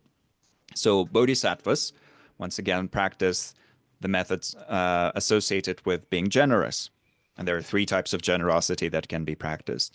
With being non-harmful, there are 3 types of non-harmfulness or ethical discipline that could be applied. With being patient, and there are different types of patience that we can practice. With being enthusiastically engaged in constructive effort, and so forth. So the same is true of ecosattvas. So whether we're on the bodhisattva path or whether we're considering becoming an ecosattva, and those are not mutually exclusive at all, once again, we could use these elements. Do something to calm our mind down and hopefully to help others calm down. Cultivating qualities of contentment and satisfaction, staying satisfied in the present moment instead of greedily grabbing at stuff. Well, and we would need that laser-like clarity, calmness of mind to do something good with our environmental efforts, amongst other things. So that's a practice we can do, or a system of practices that we can apply. Then we apply some practices for developing that greater clarity. These are all meditation methods and thinking methods and contemplation methods and discussion methods. Then we do something to develop kindness, and then we do something to develop helpfulness. And once again, if we have this list in front of our eyes on a regular basis, we would just know what to add to our practice. So we look at this list every day and we ask ourselves, have I done something today to strengthen the calmness of my mind? Have I done something to increase the clarity? Have I done something for cultivating kindness? Have I done something helpful? And this is a very simple list, but it actually covers the basics of having a balanced meditational diet, as it's sometimes referred to.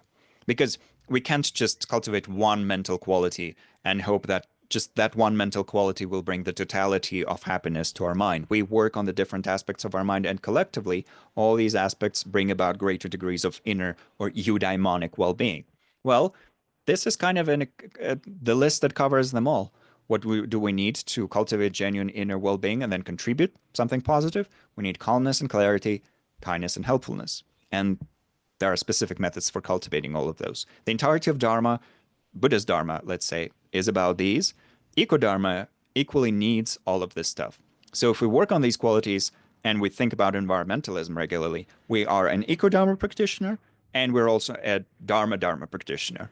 It's no contradiction. EcoDharma is just a specific aspect of reality that we can apply our Dharma practice to. So I think it's a beautiful way of looking at it. Very quintessential, and that's kind of the idea with this three-part course. And then one thing that I would then want to mention today in particular, and that's kind of something that we can start practicing with, is this idea of soothing. So on the personal plane, and this is where our work usually begins, within ourselves, we want to first establish certain level of calmness, clarity, and kindness, and then on the basis of that, helpfulness can start manifesting. So before we actually consider the interactions between ourselves and the rest of reality, between ourselves and other members of our communities, between ourselves and the rest of the natural world and globally, right? We can do some EcoDharma work on ourselves right now, right here. And I think soothing is a really lovely way of summarizing what we're doing here. With regards to calmness, we're soothing the more neurotic, temporary, fleeting states within our mind. In some traditions, those are referred to as the five hindrances, and those include such things as neurotic sensual desire and doubt and restlessness and so forth. But we could just say we're helping all of our fleeting, unbalanced mental states just chill out a little bit, just calm down a little bit, so that in the ensuing clarity, this greater clarity that ensues, we can do something good with ourselves for the benefit of others. So we do that for the sake of calmness. We do the same. Sorry, we do the same thing with regards to clarity, and that we soothe our more disturbing interpretations so that clarity can ensue. We do the same thing with kindness, because we do need to have a certain level of mental spaciousness in order to access loving kindness, compassion, and so forth. We can't access them when our mind is very heavily disturbed. And then helpfulness, of course, would also require all of this, because it's kind of the result of the previous three. So in order to be able to achieve that, we need to have some practice for soothing ourselves. And fortunately, there are many such practices that have already been offered to us by the great masters of our time and by the great masters of the past. One practice of this nature that I really like to introduce in this point is a practice of settling. Or the practice of settling the body, speech, and mind, as it's known. If you've ever attended any events with Dr. Alan Wallace, you know that he refers to it using this name, settling body, speech, and mind in their natural states. And that name originally comes from the great Indian master, actually Afghani quite likely, in terms of his origins, by the name of Padmasambhava, whom Tibetans affectionately refer to as Guru Rinpoche. But there are other names of that practice. But before we tackle that practice of settling, just a little additional cultural or psychological note on establishing well-being. Here is a general Buddhist definition of happiness.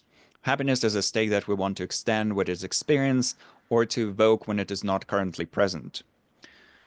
The reason for why that is introduced here is that, yes, globally, establishing true environmental balance in the long run is important, because that's kind of the goal of EcoDharma, right? Making every inhabitant of this environmental system more or less happy in that there's some well-being present for all of us collectively and individually. However, what's also true is that until we establish a certain level of inner well-being, a certain kind of deeper level of well-being within ourselves, we would be short on resources with regards to our service. We do need some inner pool of well-being that we can tap into so that we can serve others. And a part of having that pool, once again, is to have some inner calmness and clarity along with kindness and helpfulness. If we have those qualities, at least as little buds that start opening up, we would have something to offer. When there's no calmness, no clarity, or almost no clarity, and very little kindness and very little helpfulness, well, we're not going to be able to offer much. And sometimes there's clarity and maybe kindness, but there's not enough calmness, and because of that, we quickly get burnt out. Or maybe there's calmness, but because of lack of clarity and kindness, we just don't feel motivated to do anything. So we're complacent. So ideally, we would have a balance of all four. And with that, we would attain kind of a genuine degree of personal well-being that then starts pouring out towards others in the form of our specific actions that serve. So one wonderful way to access calmness and to create a foundation for clarity, for kindness, and for helpfulness is this practice of settling our body, speech, and mind. And many slides that we're skipping through. We'll explore them later. And this practice of settling body, speech, and mind essentially refers to us relaxing our body, speech, and mind deeply and resting in the ensuing state of profound restfulness imbued with a sense of clear awareness. Now, I've mentioned that there are many similar presentations, or maybe the same presentations in the Bön tradition. And for that reason, when introducing this practice, and this is something that we can use as our practice for the ensuing week if we want, just playing with it a little bit. To introduce this practice, I would just refer to the specific way that Tenzin Wangyal Rinpoche uses to introduce it. And once again, Tenzin Wangyal Rinpoche is primarily from the Bön tradition. And he teaches this practice relying once again on the traditional Bön sources, in the same way that Dr. Alan Wallace refers to Padmasambhava's teachings in this regard. Tenzin Wangyal Rinpoche introduces this practice by essentializing it into three key words, or using three quintessential words that teach us what to do. With our body, we access the quality of stillness. With our speech, we access the quality of silence. And with our mind, we access the quality of spaciousness. What does this mean? So with our body, we relax it so deeply that it becomes still, or relatively still. Of course, there's still the beating of our heart, there's still the movement of our breath, but relatively still. We're not walking, we're not moving our hands, we're not, not doing jazz hands, we're not dancing, we're not doing anything of that nature, just resting. And we're recognizing also that there is this deeper stillness in the body. With our speech, we leave it in a state of silence, we allow our breath to move naturally, and we recognize that our speech is currently inactive. It's blissfully inactive. It's blissfully resting in the state of silence. And beyond that, there's a more global silence that lies at the root of all sounds. So recognizing that, being aware of that for a few minutes or a few moments. And then for spaciousness, in a similar way, well, we're trying to not do anything actively with our mind. So we're not doing any active analysis. We're not from our own side introducing any thoughts or anything like that. But when thoughts naturally arise, inevitably, because of our previous habits, what we do is we just don't invest any energy into them. We don't get involved with them. We rather rest in the awareness of the fact that underneath all the fleeting thoughts and mental activities, there's this vast, spacious awareness. And for the time being, for the duration of this practice, it's more interesting for us to rest with that spacious awareness and not with the individual thoughts and images and so forth that appear at the foreground of our awareness. So this is the practice itself, just resting in stillness, connecting to stillness, connecting to silence, connecting to spaciousness. In a way, it's already a powerful method for accessing calmness and creating a foundation for clarity, kindness, and spaciousness. But beyond that, one beautiful thing about this practice is that it has multiple applications.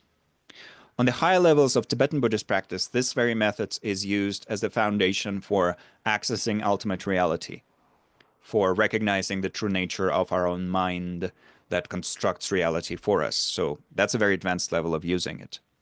And kind of on a more foundational level, but directly related to EcoDharma, this very method is also introduced as a wonderful way of connecting to the natural world around us, to the world of the five elements, to the world of forests and oceans and so forth. Therefore, helping us recognize our connection to the rest of the natural world and also helping us recognize how deeply interwoven everything in the natural world is. So Tenzin Wangyal Rinpoche in particular recommends that after we've spent some time playing with this practice on our own, let's say in the safety and comfort of our home, we can go out in nature, quite literally going to a park and sitting on a bench, let's say, or going into something more quote unquote wild. Sitting on the bank of a river, sitting in a forest, whatever it is, sitting on a beach, sitting on a hill, just doing that, sitting down, and then doing this practice. Resting in stillness, silence, and spaciousness with a certain degree of openness to the influence from the natural elements around us. There's actually a whole science related to it too, that can help us choose specific natural environments depending on what is it that we currently psychologically need. But there's also an intuitive way of doing it. So let's say if you feel that your life is currently a bit kind of clogged, there's too much going on, there's not enough space in it. Well, the recommendation is to intuitively go to a place that has some spaciousness to it. Let's say sit on the side of a hill and look out into the vastness of space, or just sit somewhere where there is space in front of you. Maybe you're still in that park, but in front of you, there's a large, there's some space in front of you that you can look out to. And so you can connect to the space right there. And you just sit there and you do this practice, letting the space affect you naturally without doing anything contrived. You don't need to do any special visualization. You don't need to invite or invoke anything. There are practices for those things as well, but this practice is not one of them. This is a practice for resting in contentment, but letting the positivity flow into you in a way. So you can do that with a spacious environment. And if you feel like you're lacking passion and joy, finding a place that has more fire element to it, maybe a lot of sunlight, a lot of warmth. You feel like you're lacking comfort right now, kind of everything feels scratchy in your life, you don't feel really relaxed and comfortable, doing this practice close to water, whether that's a river or a lake or a fountain, just something where this quality of watery cohesion is present.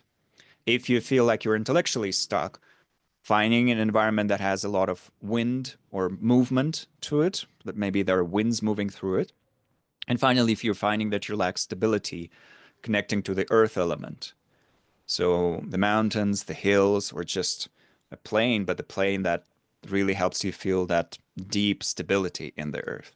So that's how it's usually described. And similar things are actually done for balancing the physical elements of the body, for kind of supporting the process of healing that's hopefully already being taken care of in terms of medicine and so forth. But the one that we can focus on in particular in this case is the psychological element. But we also don't have to make those choices necessarily. Any natural environment would have a positive effect on us, and the practice itself would also have a positive effect on us. So playing with it for a little while is a wonderful way of soothing so that we can establish greater degrees of calmness. With that, clarity, kindness, and helpfulness will also start to naturally emerge. And we can then work on them with greater precision and with the specific methods helpful for cultivating clarity and kindness and so forth. But even this natural emergence is something to appreciate. So before concluding today, let's do this practice of stillness, silence, and spaciousness, see how it feels. And then if we feel inspired to, for the ensuing week before our next meeting, in which we'll continue this exploration, we can play with this method and with the previous method of connecting to the three lineages, which we will now, in the beginning of this practice, address very briefly. That already gives us so much to consider and so much to explore in terms of our actual experiences. So let's stretch a little bit if we want to do this final meditation and adopt a comfortable stationary position.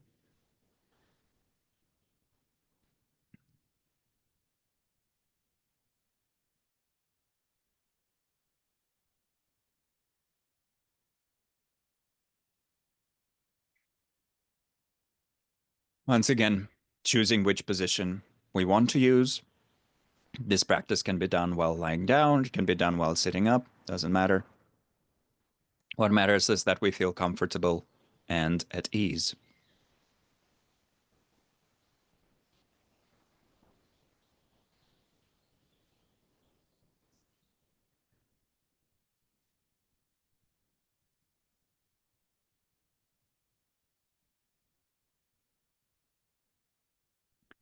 And then to prepare for the actual practice, we can start bringing our awareness to the body, and in particular to the parts of the body that are currently touching the ground.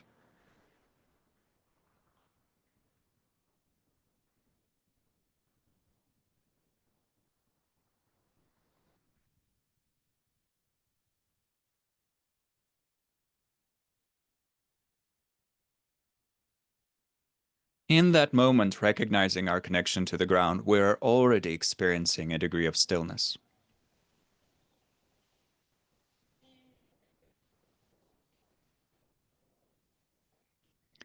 But as an additional preparatory step, we can invite the inspiration from the three lineages to flow into our heart and to nourish this practice of ours.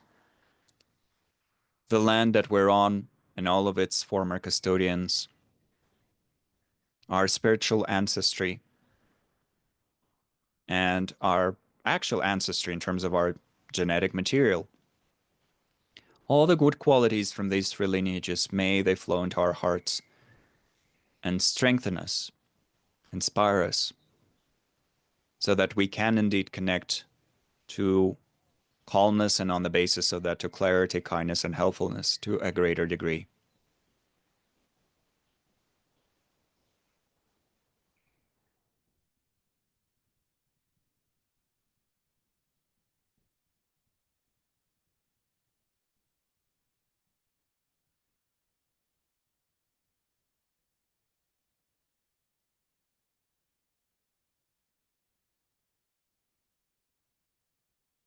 With that, we can also reestablish our positive aspirations, thinking of our highest goals related to these methods and practices. And a simple way of wording that is, I want to transform my heart and mind, and with that, bring the greatest possible benefit to all who live. Bring freedom and bring happiness.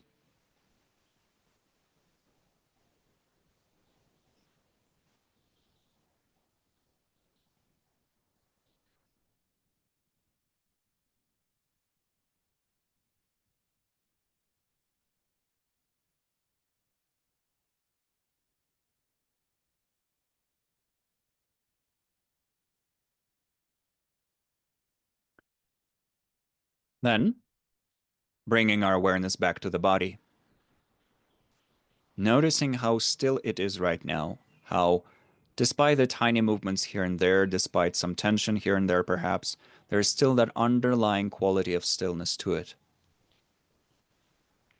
a deep restfulness.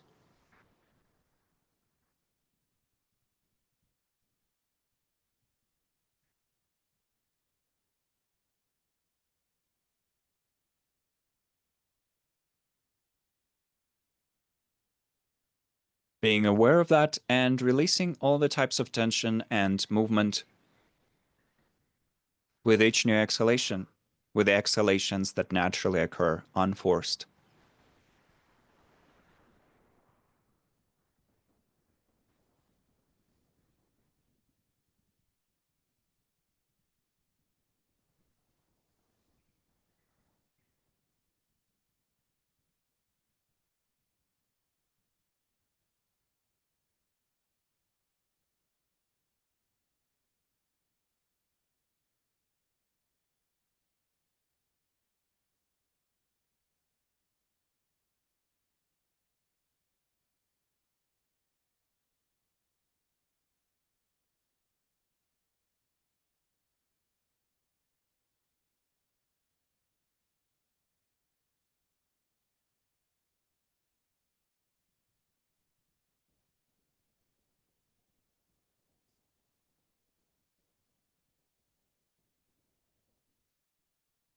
Being still and being aware of the stillness.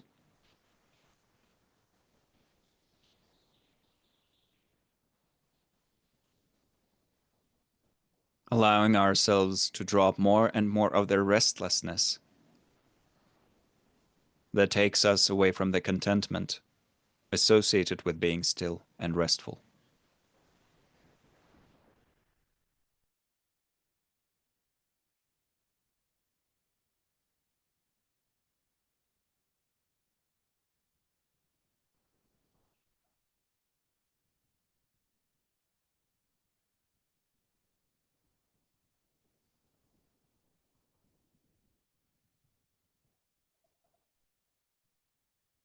For our speech, recognizing that it's also now resting in inactivity. We're not saying anything, not reciting anything. There's this deep, restful quality to the silence. And there's also a possibility of being aware of the silence, not just with regards to our own speech, but also with regards to the silence that lies at the root of all sounds.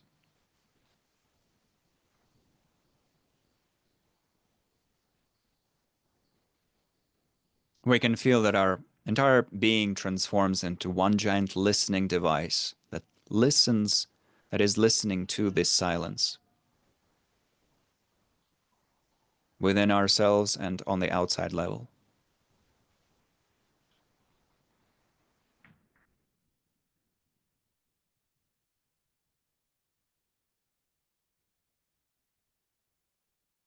And then with each unforced exhalation, we're just letting go of all the acts of inner speech,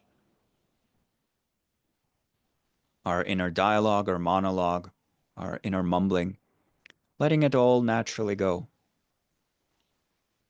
and becoming more and more aware of the quality of silence that lies at the root of all sounds.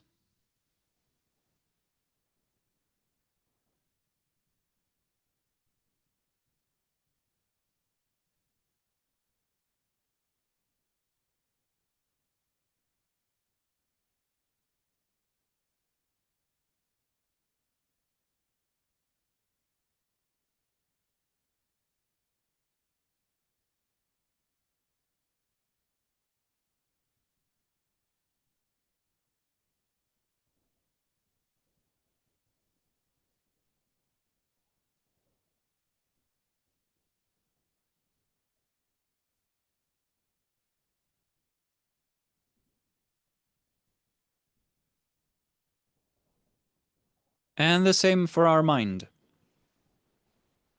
Temporarily, we don't have to do anything specific with our thoughts. We don't have to analyze. We don't have to follow a specific sequence of thoughts. We don't have to imagine anything. And even if our mind generates something on its own, trying to entertain us, as it seems to always do, what we can do right now is look through all of these appearances at the deeper spaciousness of our own awareness. As if instead of focusing on the furniture in the room, we were aware of the space in the room. Except the room here is our own mind.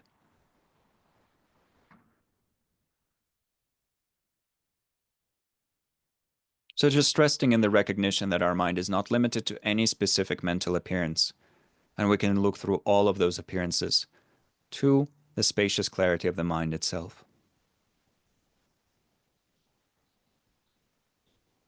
Releasing our habitual grasping with each new natural unforced exhalation.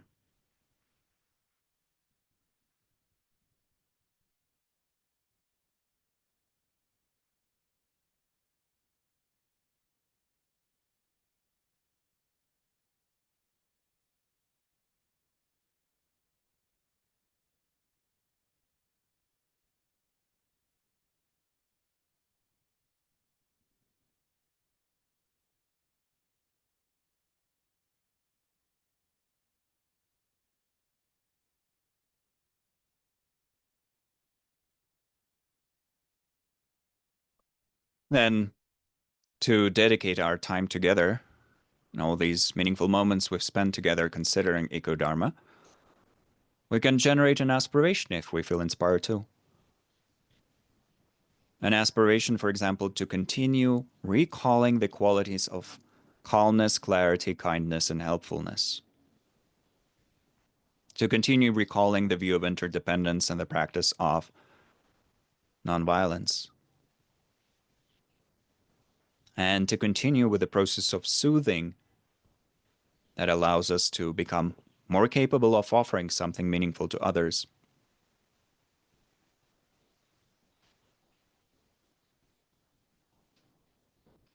Generating this resolve to work with whatever looked meaningful to us.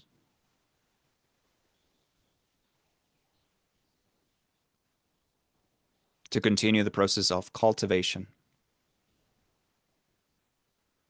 And then let the positivity of that flow out into the world, benefiting all who live.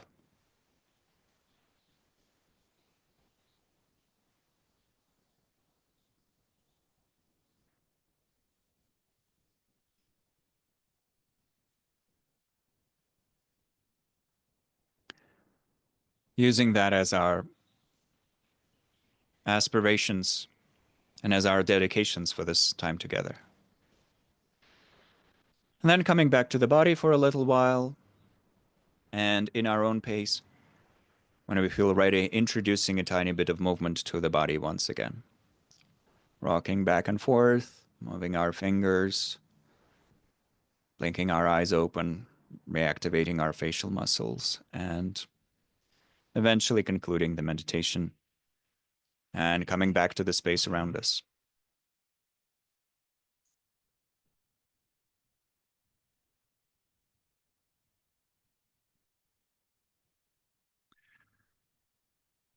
Thank you.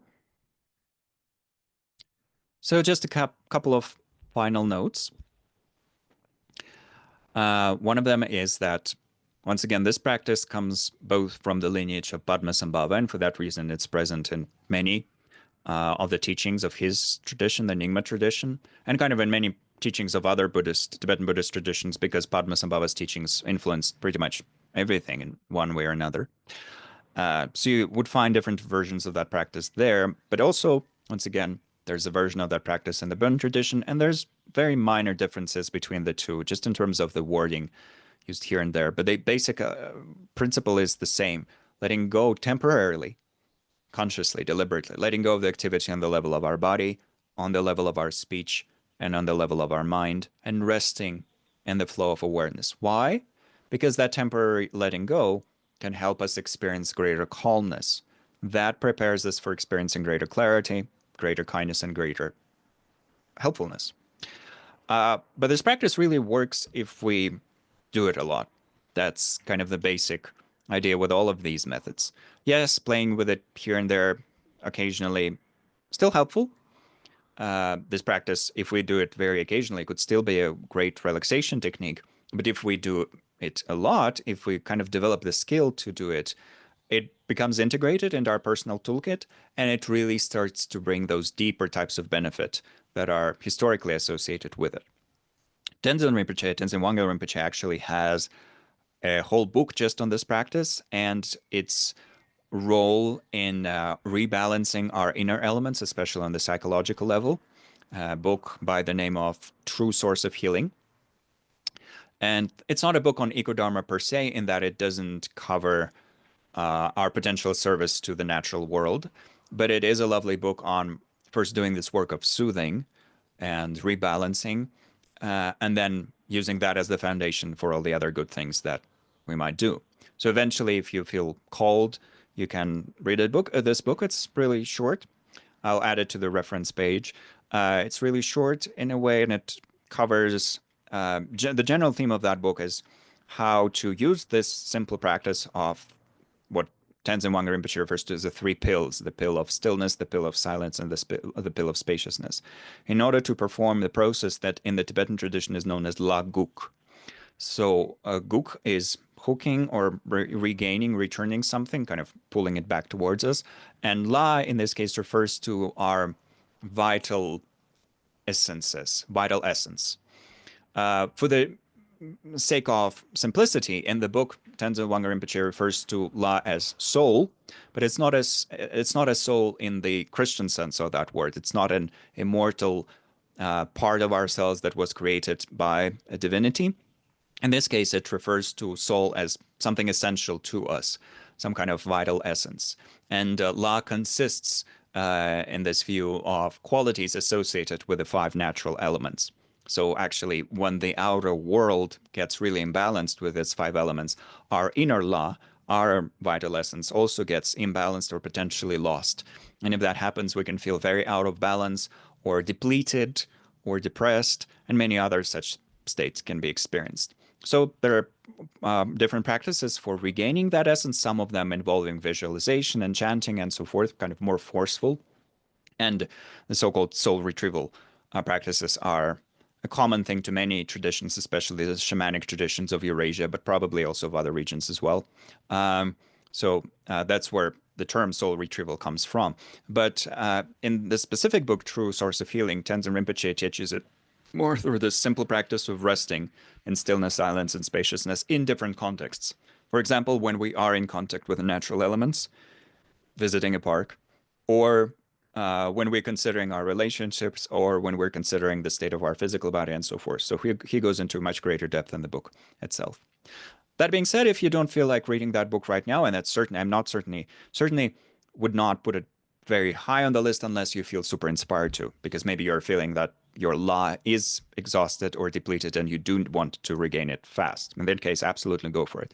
But unless you feel inspired to read that book right now urgently, there are two short videos that you can watch with Tenzin Rinpoche talking about this practice a little bit and introducing it as a wonderful way of, once again, letting go of our more neurotic, unbalanced states in the present moment so that we can tap into deeper calmness. And on the basis of that, good things can happen from our side, but also to us. So we will include those in the materials that Natalie sends out. And if you watch those and you play with this practice a little bit, and if you want also with the practice of the three lineages, that's also a lot of practice that you can fill the remaining days until the next session with. But the other thing that I would invite us all to consider as sort of as a sort of thing to play with this week is the two lists, what we looked at in this case. There are many lists in Buddhism. There's even a joke that while Christians love God, Buddhists love numbered lists. That's my favorite joke, so I always repeat it. But we only looked at two lists in this case, and these lists were very simple. One of them was just this: calm, clear, kind, and helpful. An incredible quintessential list that covers the entirety of Buddhist practice, if we know how to find it there, of course. So we can look at that one, and the other one from His Holiness Dalai Lama, but beyond that, from the great masters of the Nalanda tradition, the view of interdependence, the conduct of nonviolence. So how can I, in every situation, see the systems involved in whatever is occurring? And how can I apply to these systems, whatever they are, the principles of nonviolence, non-harmfulness?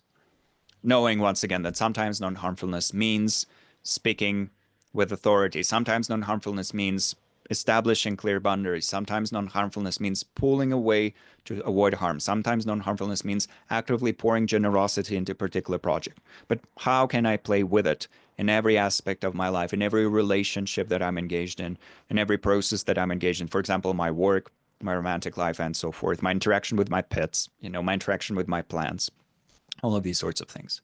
So playing with it with these two lists. And it's good to keep them in front of our eyes and to actually consider them.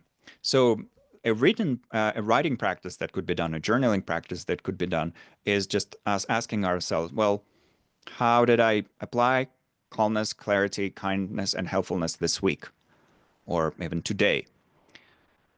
And that can be done as just a contemplation that we do mentally, or as a thing that we unpack in journaling. And the same thing with these two things, interdependence and nonviolence. How did I apply that today? And how can I deepen these things slowly, slowly? What could be my aspirations with regards to all of it? So, two practices that we can explore: soothing through connecting to stillness, silence, and spaciousness, and then connecting to the three lineages. Two lists: view of interdependence, conduct of nonviolence, and calm, clear, kind, and helpful. And a few videos that we can watch, an interview with Joanna Macy that we can read, and the books that I mentioned. If you want to explore any of these or all of them, or the other book that I mentioned, True Source of Healing, or anything from the reference page list, go for it. There's no, and that's the final thought for today. There's no one right way to study EcoDharma because EcoDharma is as vast as the Dharma itself, or as vast as all the Dharma traditions taken together. There's, of course, Buddhist eco-dharma, but beyond that, eco-dharma ideas are present in all the traditions. We just need to take a key point of a particular tradition and see how it applies to our relationship with the rest of the natural world. Because there are so many traditions in this world, it means that there's a lot of eco-dharma potentially to explore. It's just not enough people exploring it. But there's a lot of eco-dharma to explore. There's no one right way to present it as long as we do not actively discourage people from being wise and kind. That would be wrong. But as long as there is wisdom and kindness, and we're helping each other strengthen those, it's correct. It's helpful, it's meaningful. So because of that, there's no one linear approach to it. I can't say, oh, you have to write this and then that, and then this and then that, at least not in the context of a short course like this.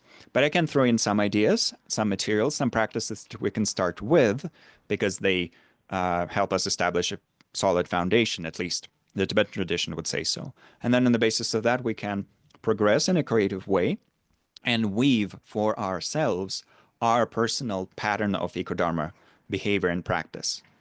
In environmentalism, it's sometimes said that there's no perfect activism. There's no perfect way to do these things. Everything we do is meaningful, or most things we do can be meaningful, but then there would always be someone who would look at us and say, we're not doing enough, or we're not doing it right. That's fair. Nothing that we do in terms of trying to save the planet can be ultimately perfect, but everything can be meaningful and helpful. So in that regard, the same is true of eco-dharma. So as long as we're doing something practice-wise and then service-wise, it's contributing to the greater good. And so in this spirit of playfulness and creativity and exploration, we can play with these things. So please play with whatever practices you feel called to, and take some notes if you want to for next time, because next time we'll have an opportunity to exchange some ideas, some thoughts, some general principles related to it all, just see how it all went. And yeah, if something comes up in your practice that you want to then discuss or unpack, we can do that together. I'm very happy to comment on your experiences and so forth. Yeah, so thank you for showing up. It's very meaningful for me personally. I think Zoe is also happy that it's not just me and her here recording this and not knowing then whether it will be of benefit. But even if it was just us, I think sowing these seeds is a powerful thing to do. And slowly, slowly, they will come. Build it and they will come. So we're building these structures of EcoDharma. People have been doing that for decades. I'm just a tiny, tiny nobody in this whole process. Small potato, as my Nepali friends say. I'm just a small potato in all of this. But slowly, slowly from small seeds, large trees can grow. And that's kind of the whole push behind it. So thank you so much. Deep bows of gratitude. Enjoy your practice. And I'm very much looking forward to discussing what comes up next week. So next week at the same time, using the same Zoom link, we can reconvene and keep exploring. Thank you.